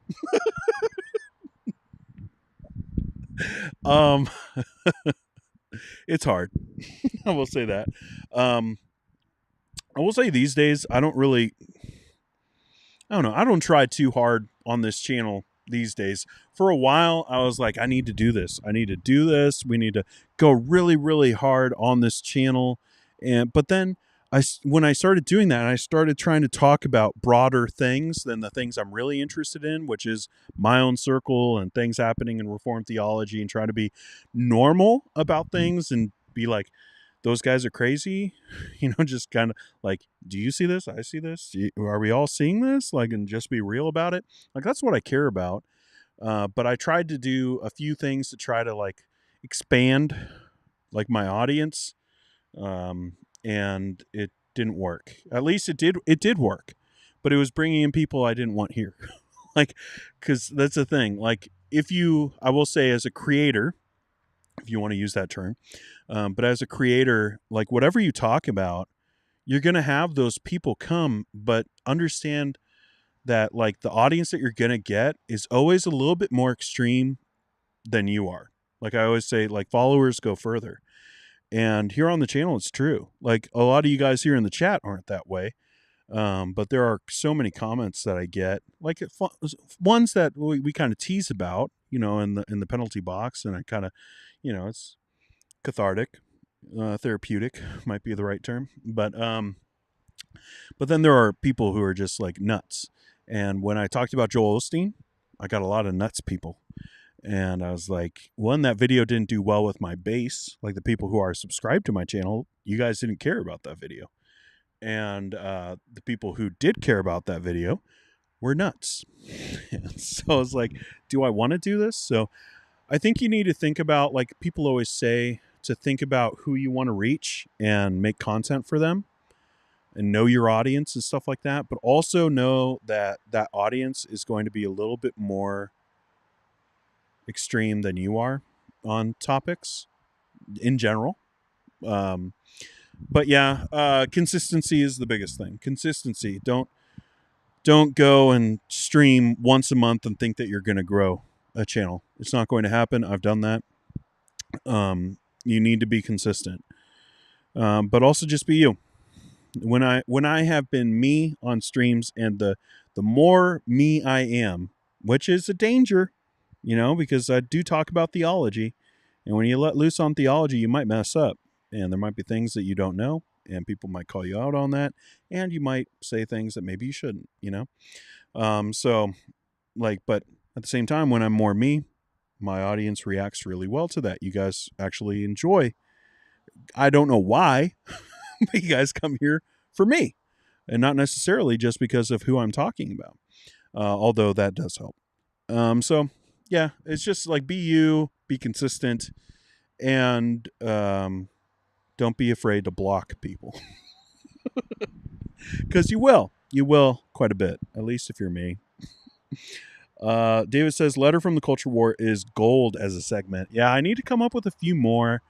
I mean, I really like doing Ken Ham, so I might work that into something. I know Ken Ham doesn't sound like that version of an Australian, but I just think it's so funny. So I just like the idea of Ken Ham doing anything else other than creationism stuff, like trying his hand, like even like Ken Ham crocheting, like starting a YouTube channel of like crocheting, like I don't know why. I just think that's so funny. Laurel says, watch out, Pamela. You may be under discipline soon. Question, Clone Wars TV show or 2003 micro series? Clone Wars TV show. Yeah, Darth Maul. End of story. I do a Hulk Hogan as TD Jakes. Love it. That's awesome. Oh, man. Oh, what? Is this microphone is being a little weird. Dudes in bathroom for half an hour. Typical. Kind of seems that way. All right, here we go. We're going to get the story. Dylan, 25 years later, I finally was able to catch up on the menu reading, and Pam is now allowed to eat food.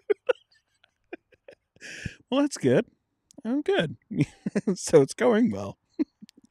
The not letting women read thing has the same vibe as parents who open their kids' letter mail and read it before they let their kids see it. One, what kid is getting mail? I don't even get mail, except for bills. Yay. But I don't okay. But then, yeah, reading their mail, that's weird.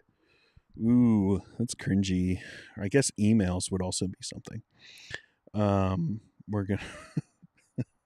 All right, let's see. That's why Dean's wife works. He's always broke. You don't know how true that is.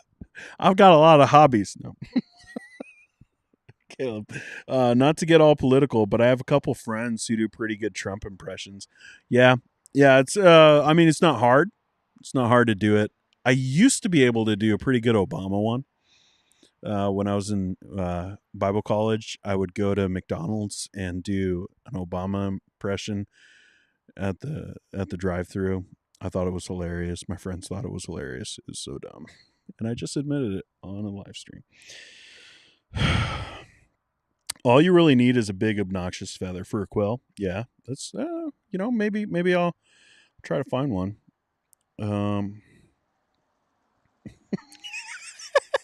You guys are awesome. Dylan and Pam. Hashtag squad goals. What is it? Couples goals. This one. Yep. I messed that up. Let's see. Pamela was reading while you were in the bathroom. She finished like 4 theology books on you, bro. Oh man. She's so out of the will of God for reading those theology books. Think about how crazy that is. There are guys who think that. Like, your wife read theology and you're like, you're out of the will of God. That's crazy. Mike, isn't the answer to growing a YouTube channel to just roast people on Twitter until the cronies come into the chat? I don't know. Is that what I do? I don't know. I don't roast anyone. I'm not smart enough to roast anybody. Like, I just say stuff. I don't know. I will say, like, I think it's funny that, like, Christians sometimes, they just, like, they're so nuanced about, like, I mean, like, I am for nuance, but, like, they nuance the heck out of what they say until they don't say anything. And it's just like, everyone just wants you to say what you think. Like, you don't have to be a jerk about it, but just say what you think. And I do think it's funny that since I've started doing that on Twitter, like, I've gained 1,000 followers since I started doing that. Like, that's kind of weird to me. I was thinking about, like, me and my wife are in a race. Not really. I just want to have more Twitter followers than her so I can feel superior. And she's had more than me for a while because, one, she's better at Twitter than me. But also, she had the whole Kevin Bacon thing and was like on, like, they were talking about her on Good Morning America, and like she just went everywhere. So she got a lot of followers from that. And I've been slowly catching up, and I'm about to overtake her. So don't be like, I'm going to unfollow now. But it is funny to me, like how much just Christians are wanting people to be real. And so many are just like not willing to be real. Whether you want to call that roasting or not, I think it's just people being honest. People want honesty now because people are tired of people just like hiding all their thoughts and putting it in ways that we can't know what was being said, but we kind of do. And like, just say it. So that's what I do. And it's working out pretty well for me so far. We'll see. Mike says, my wife's art channel is at 8K subs, and yeah, consistency is key. Yeah. And just find your niche. Don't just do the same thing everybody else is doing. Like, the reason why what I'm doing here on this channel works is because you guys care about what I'm talking about. Because I found, like, not that I found it, I just started talking about it, and the niche kind of found me. Like, you guys are wanting to have real conversations about, you know, these guys and like these reformed, you know, groups. And so, like, that's, no one else on YouTube is doing that. You know, like, there are people who kind of do similar things, but then they want to talk about, I don't know, Shia LaBeouf. I don't care about Shia LaBeouf. So when everyone else was making Shia LaBeouf videos, I was talking about John MacArthur. You know, I'm not interested. So just find something that you're interested, that you're passionate about, that you have knowledge about, and just be yourself and be consistent. Those would be the things. Just so you know, making a functional quill pen is actually apparently a bit tricky, and using one as well. I mean, by that, I would literally just like strap a pen onto a feather. That's all I'm meaning by a quill. So that would look janky as heck. But no, I can't. Well, I can, but like not good. There we go. Lisa's going to do it. I hope you could do an Australian accent. And then you could do it. It'd be great. All right, we got about maybe 10 more minutes. Caleb says, Dean, if Harry Potter can get mail at age 11, so can anyone else, even if we're all muggles. I'm just saying, like, who's getting mail now? Like, in 2023? Like, what kids are getting letters? Like, I mean, like, I remember every birthday, Christmas, running to the mailbox and being like, please, Grandma, please, send me something. Like, in getting, like, those letters. But, I mean, like just getting random letters is a little weird to me. What? Who's that kid talking to? Who's their pen pal? Maybe I'm opening up that mail. No, I'm not. I wouldn't do that. feel like I'm being watched. Be careful, Mike. Your wife might be trying to outpace you with her sub count. You ever think about that? Huh? Just saying. Is this a better frame shot? A little bit. But it's going to be pixely, so I'm going back. Let's see. Rutro. Oh, we got to play it then. Ruh-roh. Pamela reads a pedo book while you were in the men's room. Okay. All right. Oh, yeah. Plot twist. Uncle really is Douglas Wilson. I like how you said Douglas. Douglas Wilson. David says, what's insane is there were hundreds of people listening to Joel Wheezy who didn't throw tomatoes at him and storm out and protest. I mean, yeah. But, like, again, followers go further, right? So even, like, if you think that Joel Webben is extreme, I guarantee you the people in his pews are more. Or at least some of them. Some of them are. This is just the way it always goes. Oh, we're getting some more self-promotion on my channel. Or promoting your wife. Just kidding. Jamie says, amen, Dean. I feel like Christians are becoming religious robots. I don't know. Like, I think it's just like there is something to being polite and kind and obviously not going as far with your stuff. But I just feel like there is something to what Mark Driscoll was about just being blunt and honest. And he was arrogant as all get out and prideful in how he did it and mean and cruel in some ways. But there is something to just like people want to know what you actually think. And a lot of Christians on Twitter and these guys with big platforms, they just haven't been honest about it. Now, if you get them into a DM situation or you have a private conversation with people, oh, they'll tell you stuff.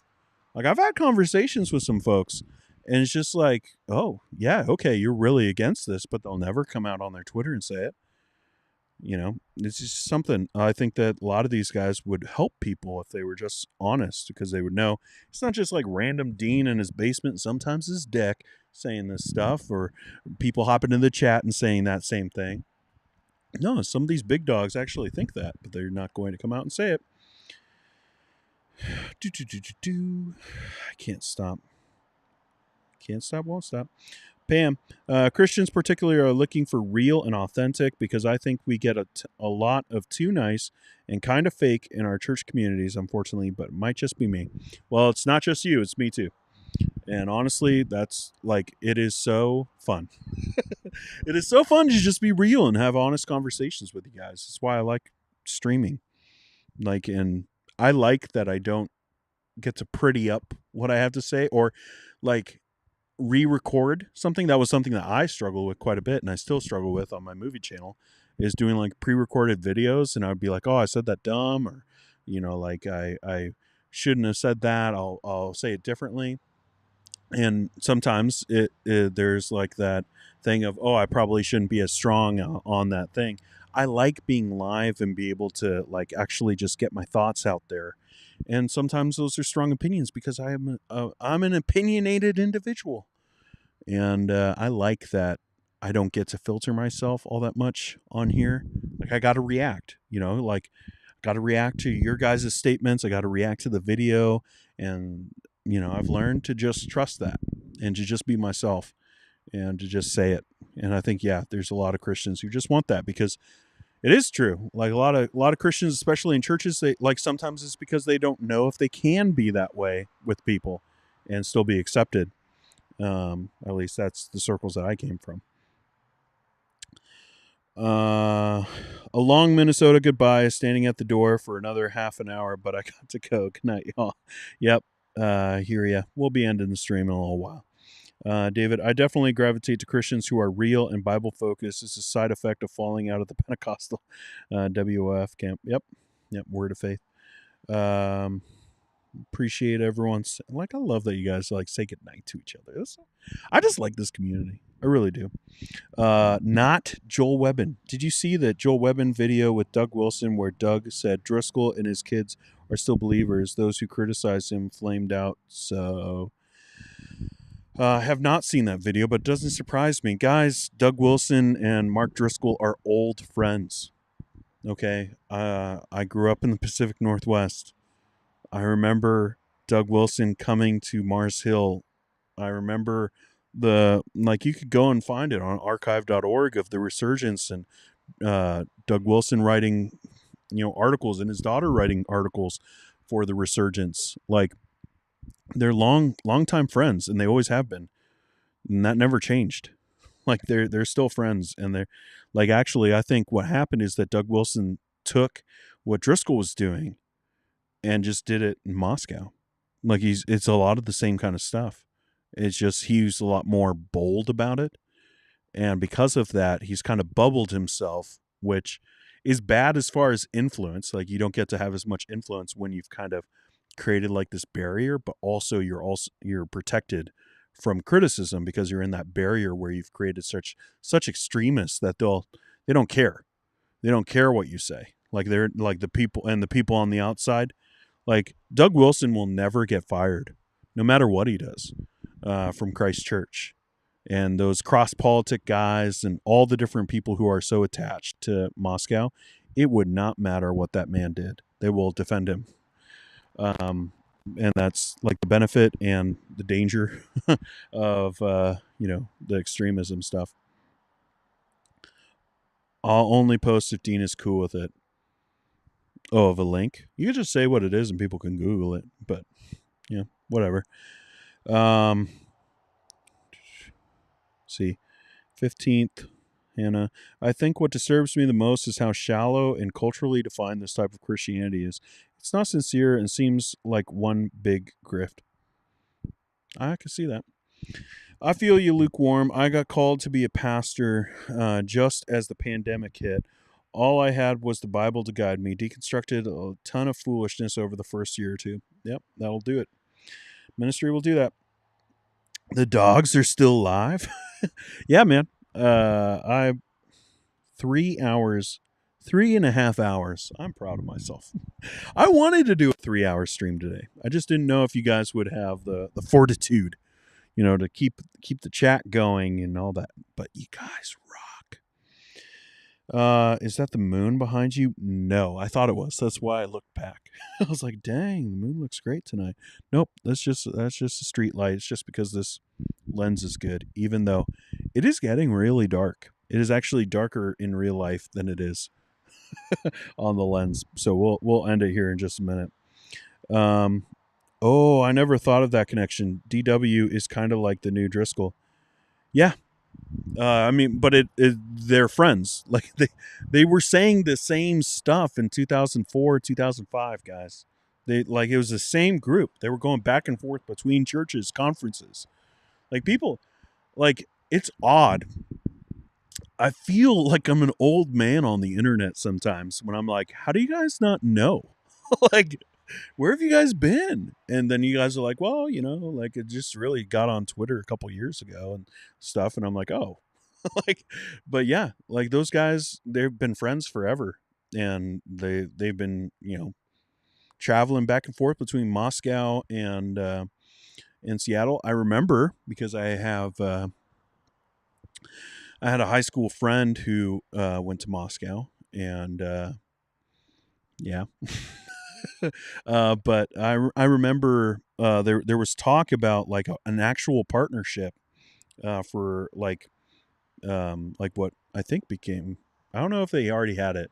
But there was some kind of like partnership with New St. Andrews, like that they were working on of building something. Like they were very connected, and they still are, and they never stopped. But Lisa says, my brain is burning. My phone has a delay from my TV, and watching Dean's hands move out of sync from the sound is breaking my brain. Oh, man, I'm so sorry for your brain.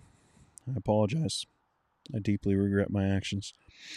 Caleb, Wilson is more urbane version of Driscoll. It's a very profound way to say it, and I think I would agree. The difference between Driscoll and Wilson is that Wilson is I'm not even going to try that. I can't spell. Enemy is causing a bunch of problems in the church pietism while the world culture right where he wants it. Yeah, I think I agree with that.